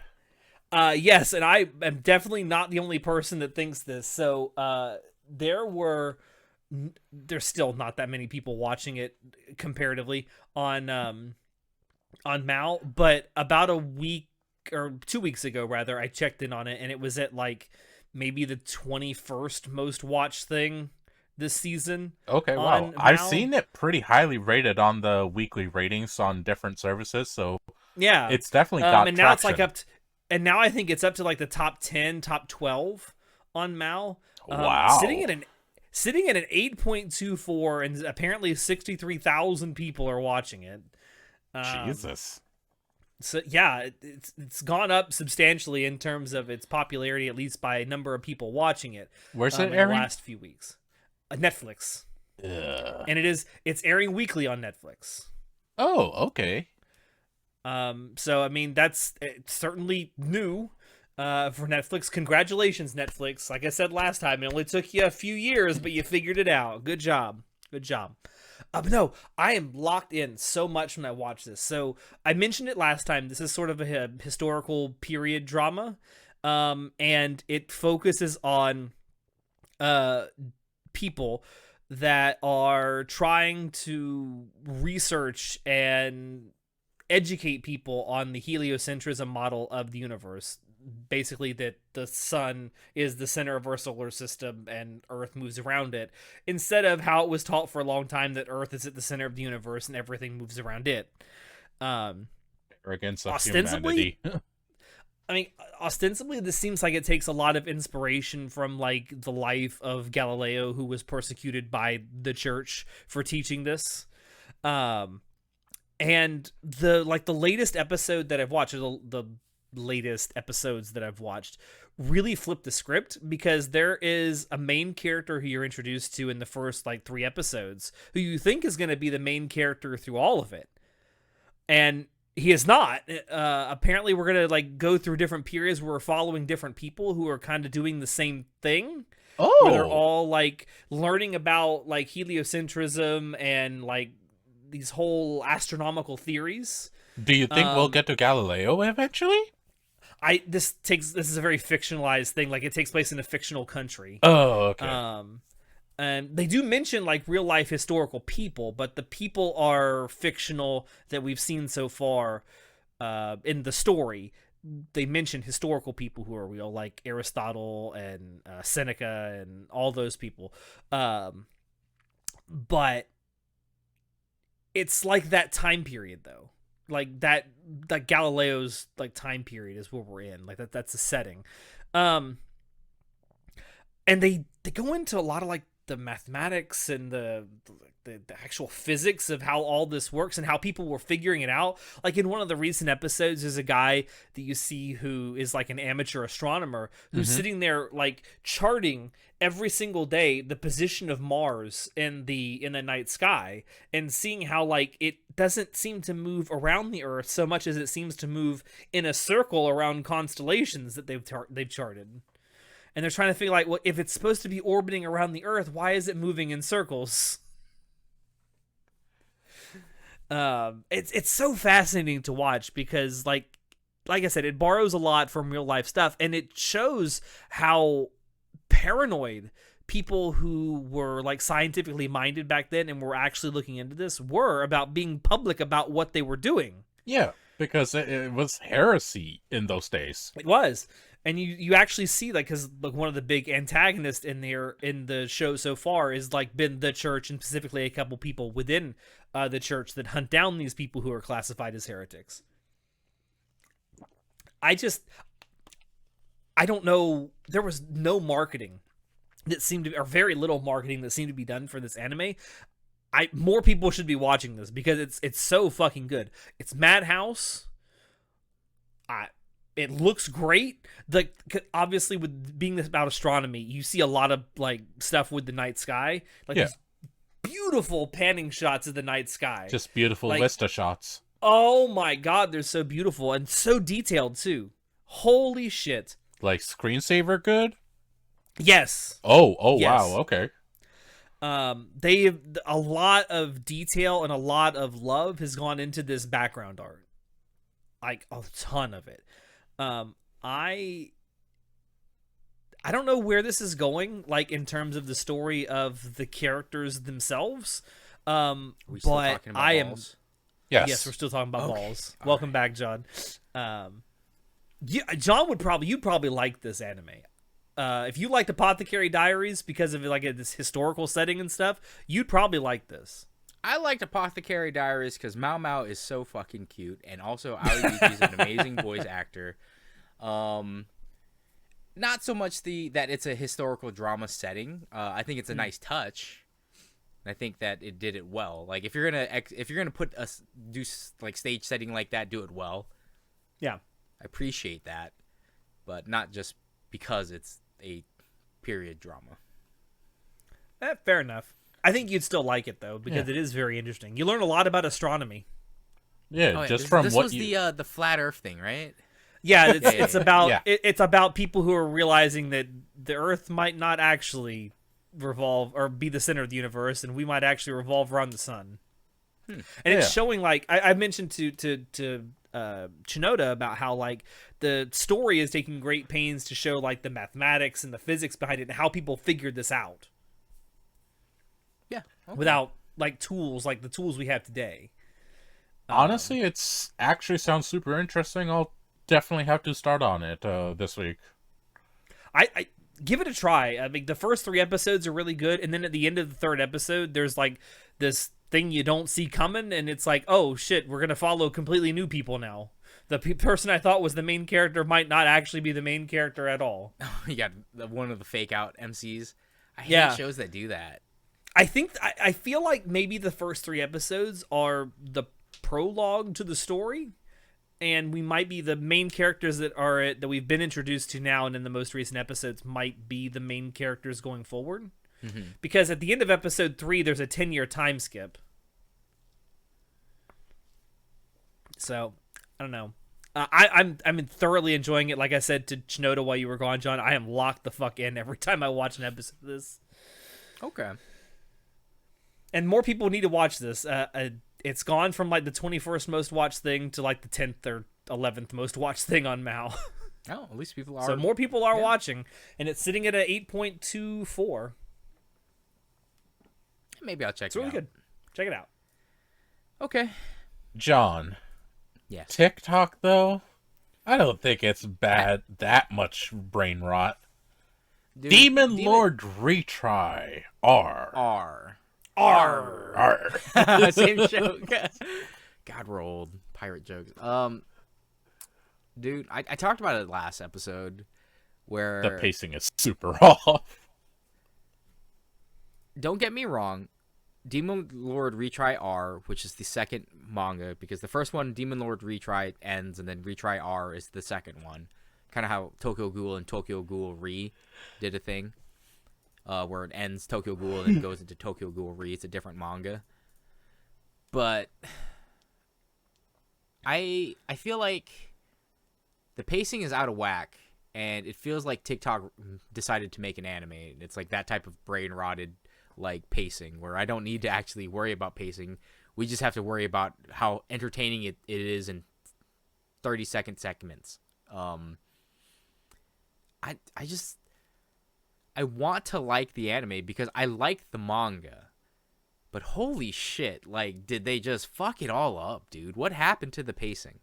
It all of a sudden goes from like, hey, here's Eagle, we're learning about the backstory of Eagle and stuff, and I'm like, okay, that's decent pacing, and then they just kind of go yada yada. Anyway, here's Wonderwall.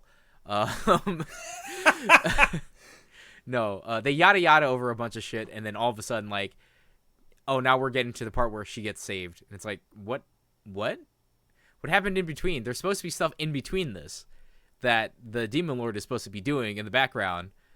I understand that it's an anime and that they have to get through the main storylines. Like, the next part is going to be the Demon Lord stuff. That's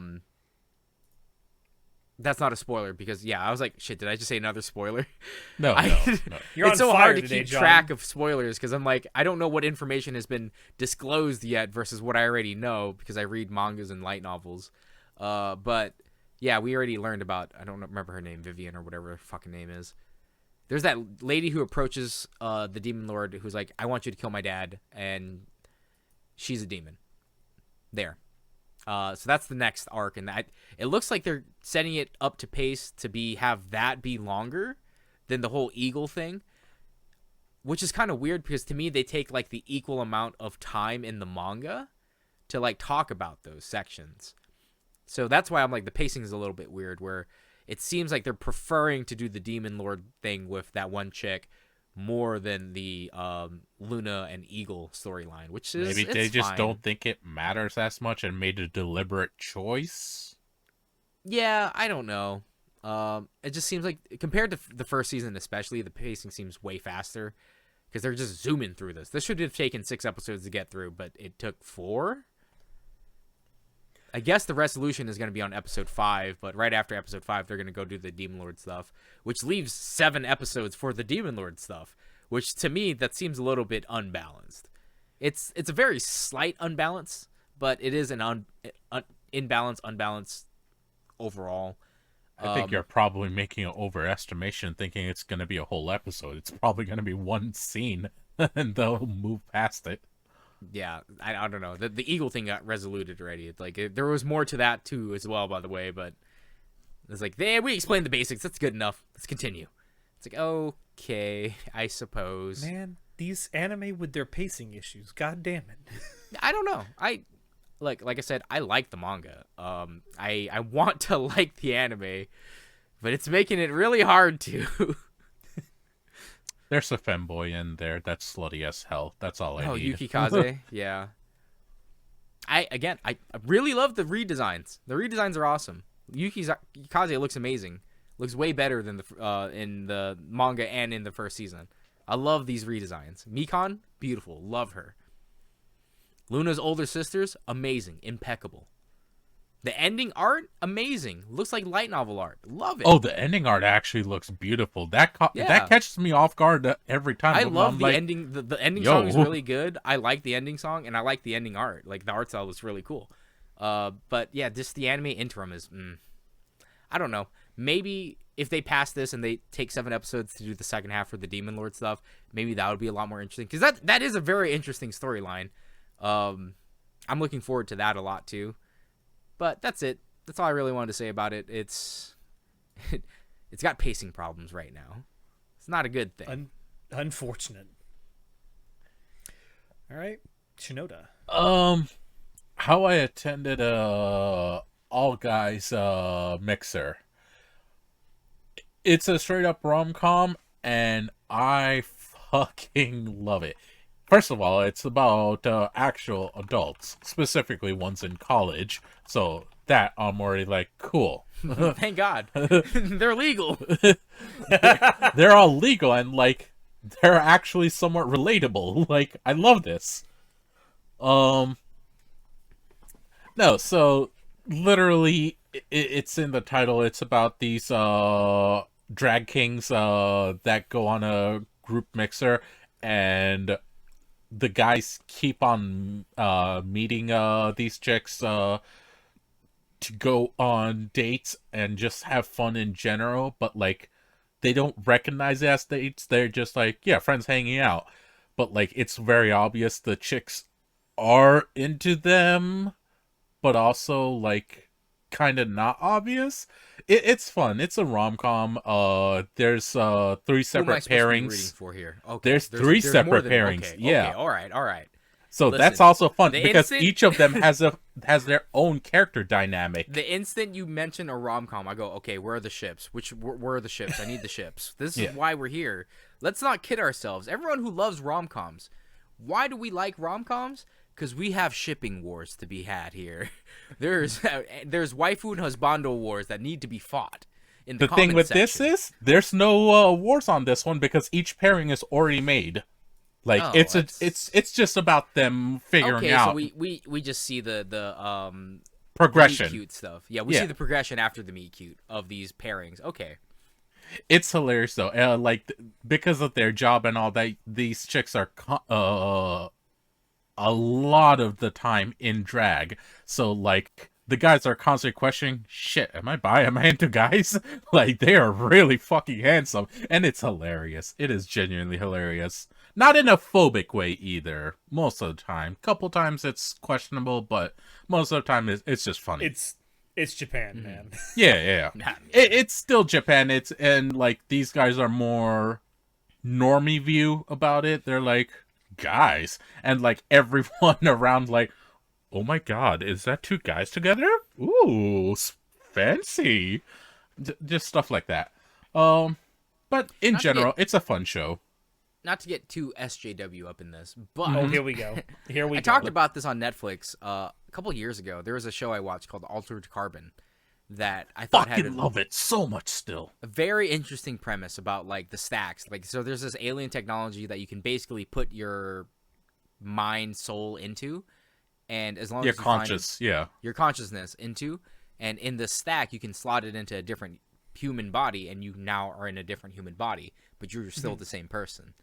So it's a very interesting thing because one of the characters, he gets back his wife, but the wife gets placed into a male body, and it's like this whole questioning thing of like, he misses his wife so much, but when he gets her back, she's in a guy's body. It's like, it's still her on the inside, but like everything, all her memories, her voice and stuff like that, her mannerisms. It's literally speech, her. Yeah. it's just her, but the body is different. And it brings up this great question of like, if the love of your life turns a different gender, would you still love them?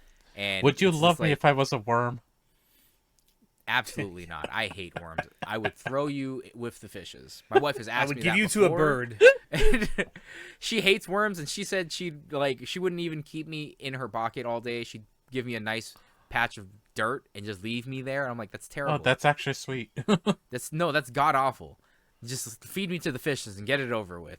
But anyway, yeah, no, it brings up a very interesting question of like, do you love someone because of their physical attributes as well as their personalities and mannerisms? And it's a very tough question to answer for a lot of people, because a lot of attraction also has to do with the physical.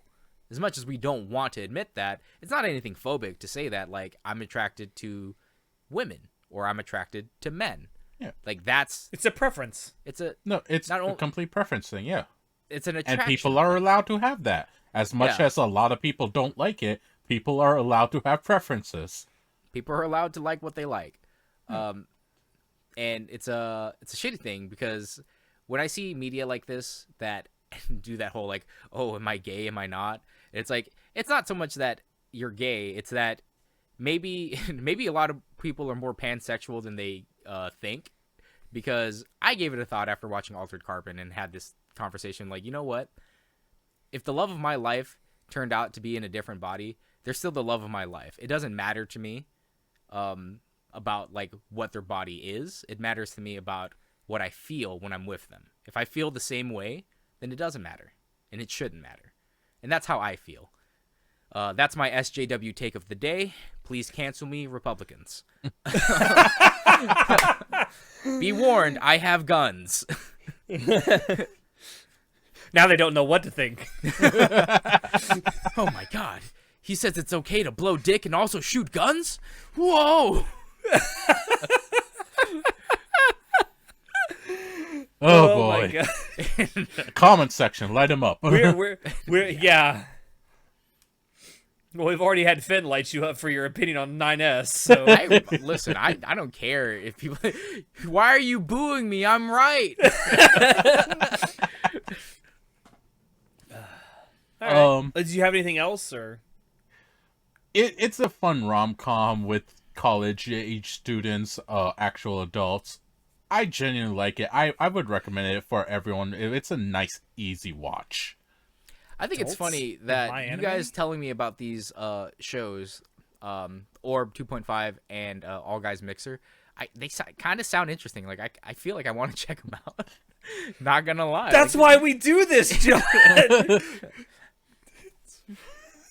They sound pretty interesting. Yeah. I'll give them a shot. Oh, and this is also on High Dive as well. Oh. Yes. Okay. I did notice that these two shows were on High Dive. There's only one show on High Dive that I started watching, and it's something that I read. High Dive, the garbage, goddamn mobile app. Yeah, the garbage skill thing. Yeah, because I read the manga for that. How is that? You didn't talk about that last time, right? No, I did. I was gonna talk about the anime. I was gonna put it on the next monthly dump. Okay, I'll catch up to it so I can talk about it too. Okay, sure. Sure. Have you guys watched The Most Notorious Talker Runs the World's Greatest Clan? You even know that what I'm ass. talking about? That ass. Woo! No, but Tino. just on the I haven't watched it. No. That's different. The Most Notorious. Oh no, Talker. Sorry. You're thinking of Let This Grieving Soul Retire. I'm sorry. I watched the new episode today, and I'm still on. I haven't seen the Tino's episode. Don't spoil it. John, I don't watch this, but just based on this title alone, you must be talking about Gura. Because there ain't no one in Hololive that can yap like her. So the most notorious talker runs the world's greatest clan is supposed to be edgy, but it's got about as much edge as a butter knife. It's like wannabe edge. It's so like laughably edgy. It's supposed to, like, the thing is, edgy things happen in the most notorious talker. People are pretty fucked up, like main character is very much about the FAFO energy. I love that. I will say, fuck around, find out. However, my problem is the main character guy is like, fine, I'll let you live, like just like lets things go without actually doing anything super terrible. And then life kind of just kicks the person who did the terrible thing, kicks them in the nuts. But I liked it because like the whole, it starts off with this guy. He wants to be an adventurer. They're called seekers. He wants to be a strong seeker, basically an adventurer that has powers, but he has the worst offensive class of them all, which is a buffing support class. And again, I don't understand this trope of thinking that the buffing support class is the weakest class. Because in every fucking MMO I've ever played, the class that everyone fucking needs is a support healer buffer. Everyone needs them. And no one ever wants to play them because you don't do big damage. You don't make number go big. But you need good healers and supports, and you don't need just DPSs in parties. So I don't know why everyone in this world is like, oh, fucking healers. It's like, dude, you would get fucking bodied without a healer. Fuck out of here. But not anyway, a healer. Support class. Yeah, support. He's a support. He's a buffing class. He's a buff but still, class, yeah. Heal support class, same deal. The support class is always the weakest, and people always go, "Oh, they suck because they don't make big number go big." But it's like literally, you die without me. So shut up. That's the type of healer I play when I'm like, "Shut the fuck up! I'm commanding this party now. You don't want to die. I want to clear and get the rewards, get this over with. But yeah, it's like he's edgy, and he gets people back, but he doesn't do the dirty work himself. He lets the world kind of do it, which is like kind of sucks. I don't like that. Like, I thought you were supposed to be this badass dude who's like, I don't take shit from nobody, fuck around, find out. But then when it comes to push to shove, he goes, fine, I'll just let you go. And then the world kind of shits on them for him, which is like, this is dumb. Like, this is my Shield Hero levels of bad writing. Oh God, you're kind of right. Did you say my Shield Hero? You combine Shield Hero and My Hero Academia into one thing? Yeah, my Shield Hero. Same Shield difference, Hero, same whatever. shitty writing.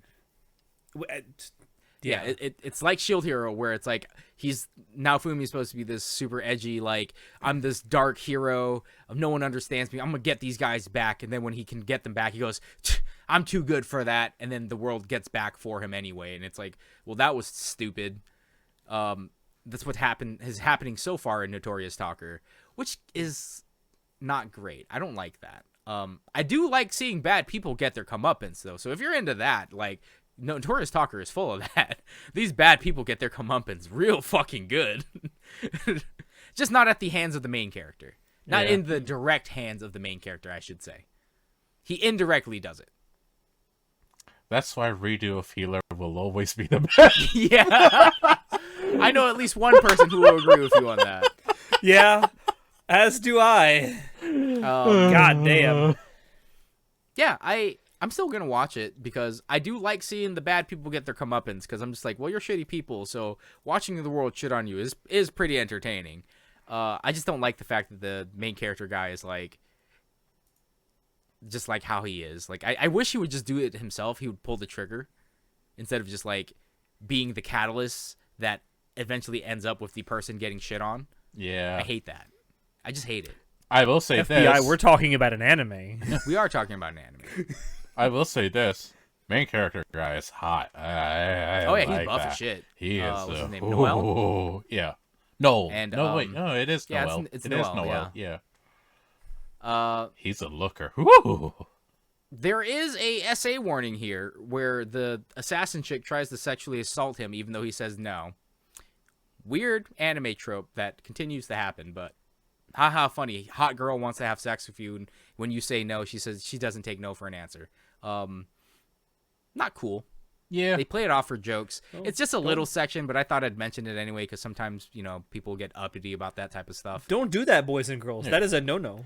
Like at least us three can like watch it with no problems. There's a lot of people I know that can't watch stuff like that, and I don't blame them at all. I at least have the recognition, like, yeah, obviously that's not okay, and a lot of people can't watch that as is, and I get it. Yeah, I just thought I'd mention that because it is in there. Yeah. And I'm assuming it's going to continue to happen because it seems like this assassin chick is really into the main character guy. Yeah, she's into him. Unfortunately. Okay. Yeah, she's cute as well. I will say that. She is pretty cute, though, yeah. She got nice pixels. Nice pixels. Not Nice as much as the PNGs. main character. He's just hot. Oh, yeah, dude is fucking buff. He's stacked. He's cool, though. I like his character. Like I said, I wish that he would just do it himself. Though, when he spared the spy guy in the latest episode, that was a cool thing because it's like he's so cool and manly. It's like, oh, he spared him because he's like, I get it. You may have betrayed me, but you did it to save your own life. But then he wanted to give up his life, so he's like, good. You were ready to just get fucking murdered anyway. So don't worry, I'll take care of the fucking Gambino family. And it's like, oh, you're so cool, dude. Like, what the hell? All right. What you got here, Chinoda? It's your last one. Oh. The one I was Nagaki, going to talk about because I got so Let this fucking raving excited. soul retire. Yeah. Bro, Tino's ass. Woo! I think Tino's underage, so not Oh yeah, Tino's shit, ass. right. Not Tino's ass. Not Tino's ass. And you thought I was the one you had to worry about. I don't actually know Tino's age, but I don't. I'm pretty sure It's she's like very just vague. whatever Tino's age is. She seems like a child to me. Teenager, but yeah. It's the only ED of the season I will straight up not skip. I hate the ED so much. The screaming, bro. It's so weird. They're talking about eating ice cream, and you just hear people screaming in the background. Now, when you say screaming, because I haven't seen this, is it like the screams of the damned? Yes. It kind of sounds like it, actually.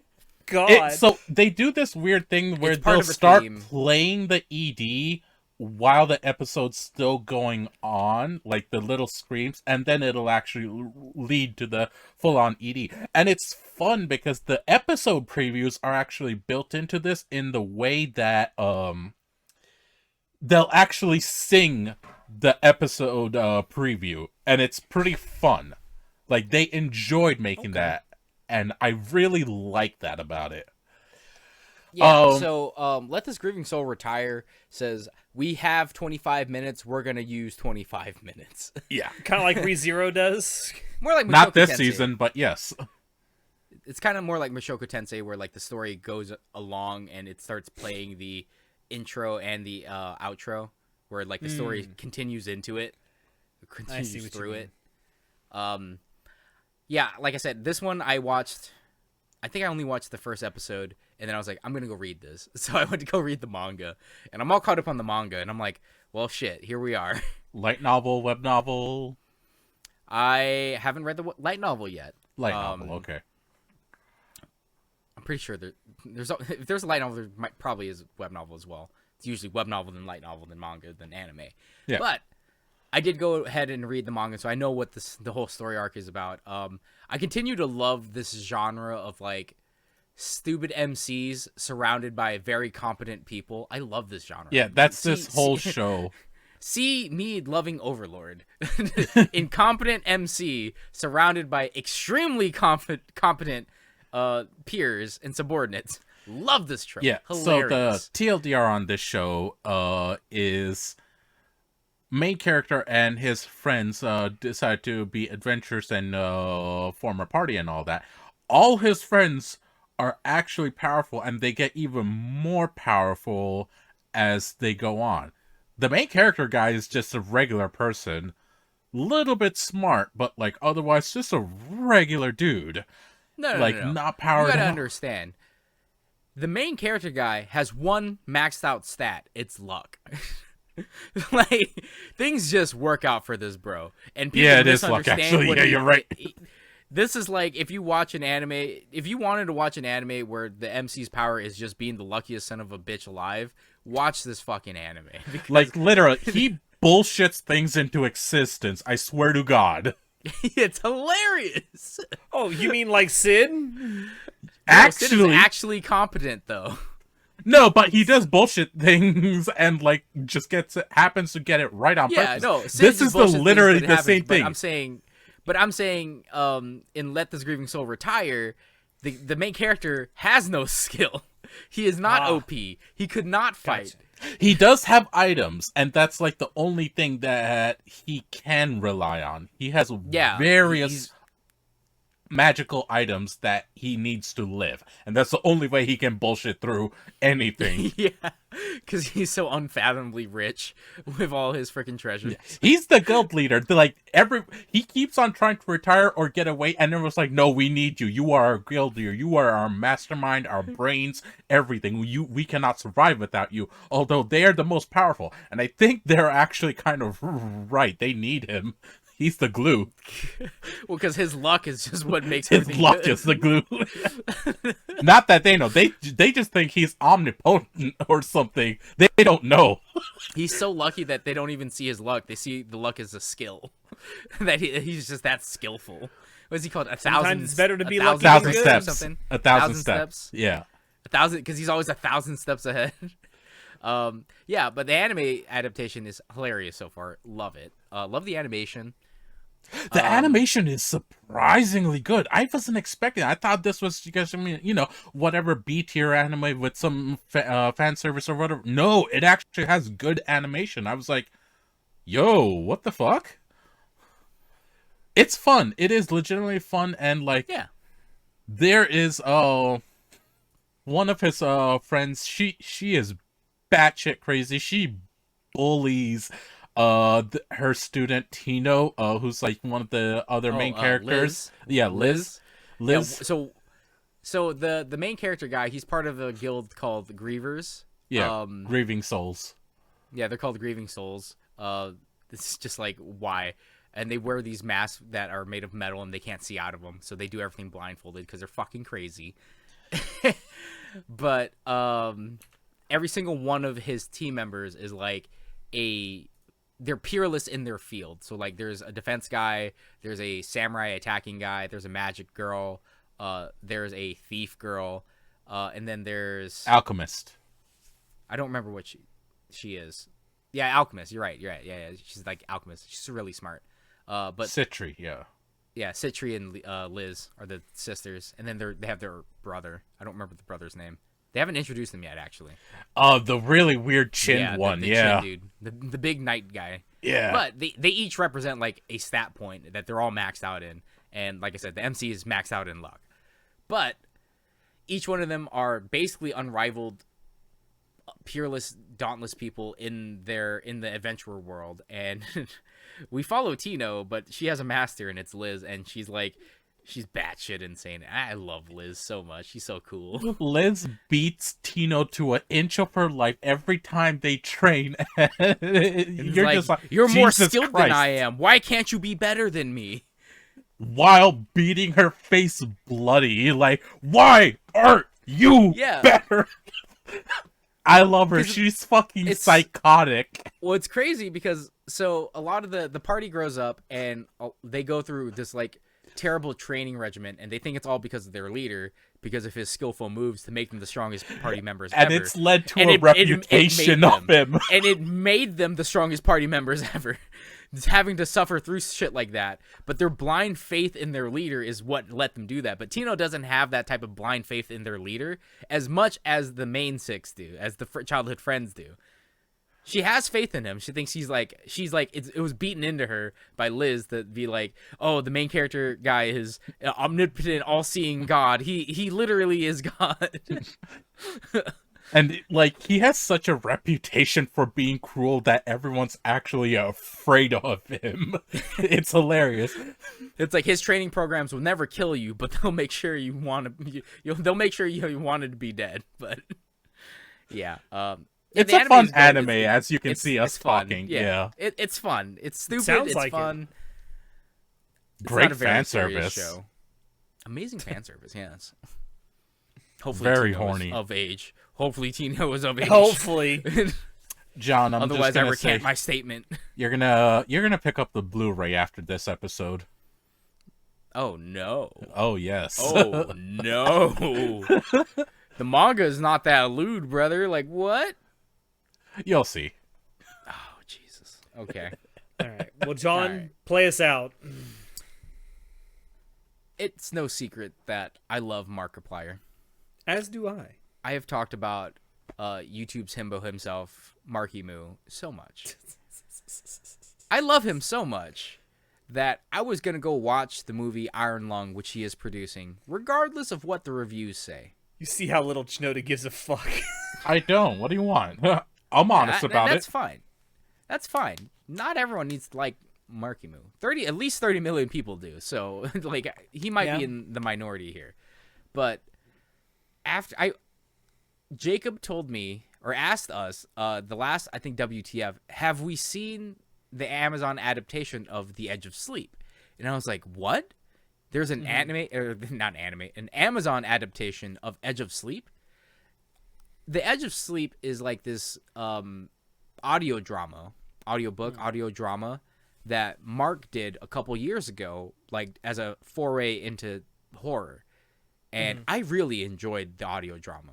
I've always liked Mark, so I might be super biased in why I like it, but I think what he did with The Edge of Sleep was really creative. And for it to have an actual Amazon adaptation, which features Mark, by the way, I was like, I gotta check this out. So I watched it. And my first thought after the first episode was, yeah, it was okay. The audio drama is way better. And then I finished watching the second episode. And I was like, okay, the visuals in this is pretty nuts. Like, I like the audio drama, the Edge of Sleep audio drama, for like just because it's an audio drama and listening to Mark and the actors act out the roles is super cool. Because you know it's like reading a book, audiobook. You're listening to it, so you got to envision it, but to actually see the things that are supposed to be described to us, instead of leaving it to your imagination, you can actually see it. Super cool in a different way. They did cut a couple things in the show, and I definitely still prefer the audio drama to Amazon's adaptation, but I think the adaptation did really well for the first season. I believe it's only, I want to say 6 episodes or something, 6 or 8 episodes. It's a very short watch. I will say there's some cheesy writing and hammed up acting at certain points, but you got to expect that with Markiplier. Yeah, but I liked how the Edge of Sleep's adaptation went a lot, and I have high expectations of watching Iron Lung now. Yeah, I'm cautiously optimistic when it comes to Iron Lung. I love Markiplier. Let's be honest, John. He's not the best actor. No, but I think he's a very creative individual. He is, and he's passionate about the stuff that he does, and that passion always shines through in just about everything that he does. Yeah. And that's what I like seeing with him. Even though he may not be the best actor, he may not be the best writer, he's very passionate about the things that he does create. And it's fun watching him be so passionate about those things. I have not seen or listened to this audio drama, but I kind of want to watch his adaptation now. I think it's really good. I would recommend watching it, and then if you liked watching it, go listen to the audio drama, because I think it's better, way better. Is it on Spotify? I don't. Yes, it's on Spotify. That's where it was originally. Okay. I'm not sure if it's still there though. It should still be there. It was originally on Spotify. Yeah. Okay. I might listen to it there if it's still there then. I think that if you like horror, you should give The Edge of Sleep a shot. Not just because I am a Markiplier fan. Yeah, is the horror good? I like the horror. It's different and it's new. It is fresh. It like psychological horror, thriller? What kind of horror is it? It's like a psychological horror thing, yeah. Okay. I love psychological horror, so I definitely will give it a shot then.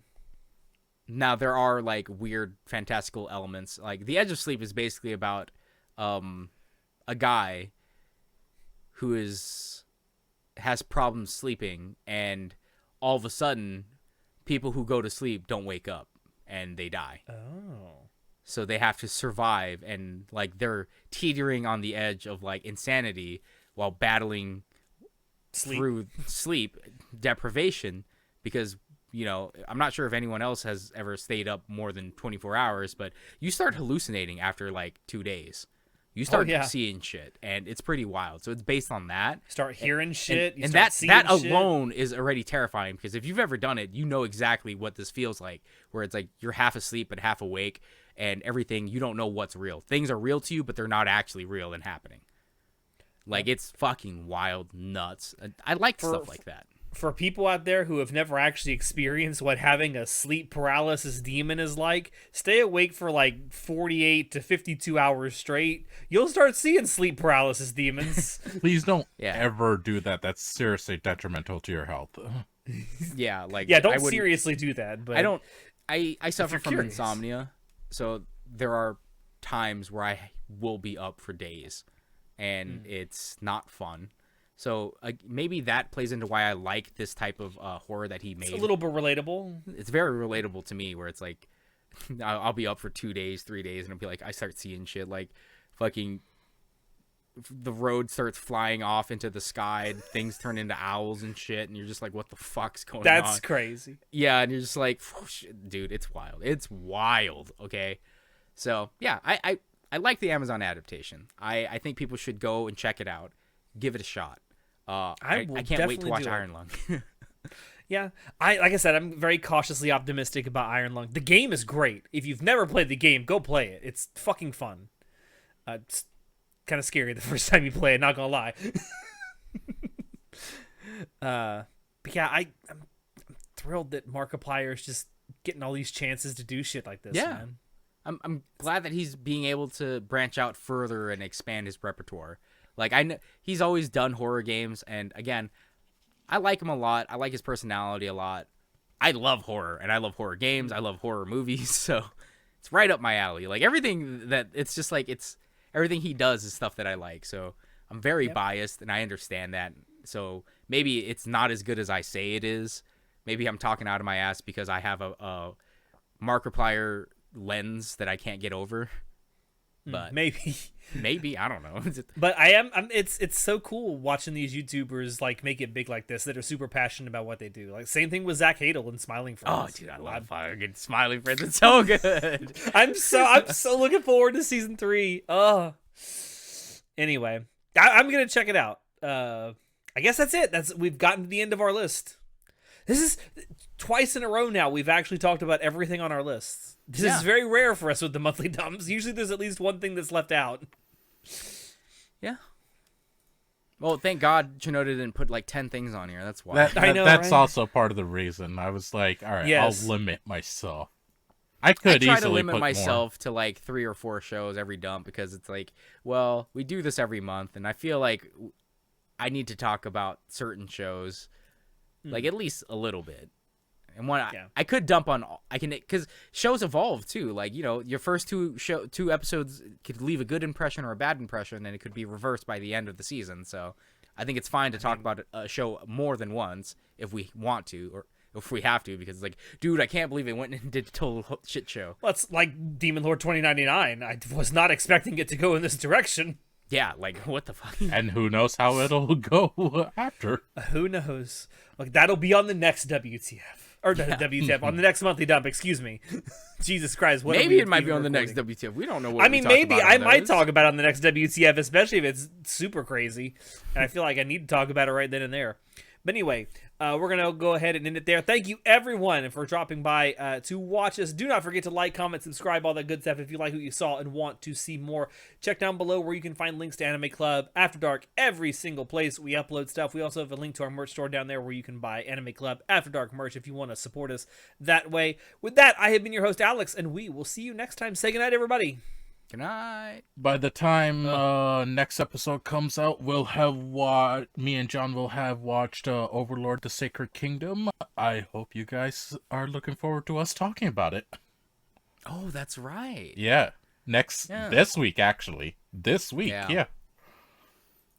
Almost bought the dub ticket by accident. The dub is not bad. No, I've heard, but I'm sub guy. Yeah. Plus, I need to hear Sasuga and Sama.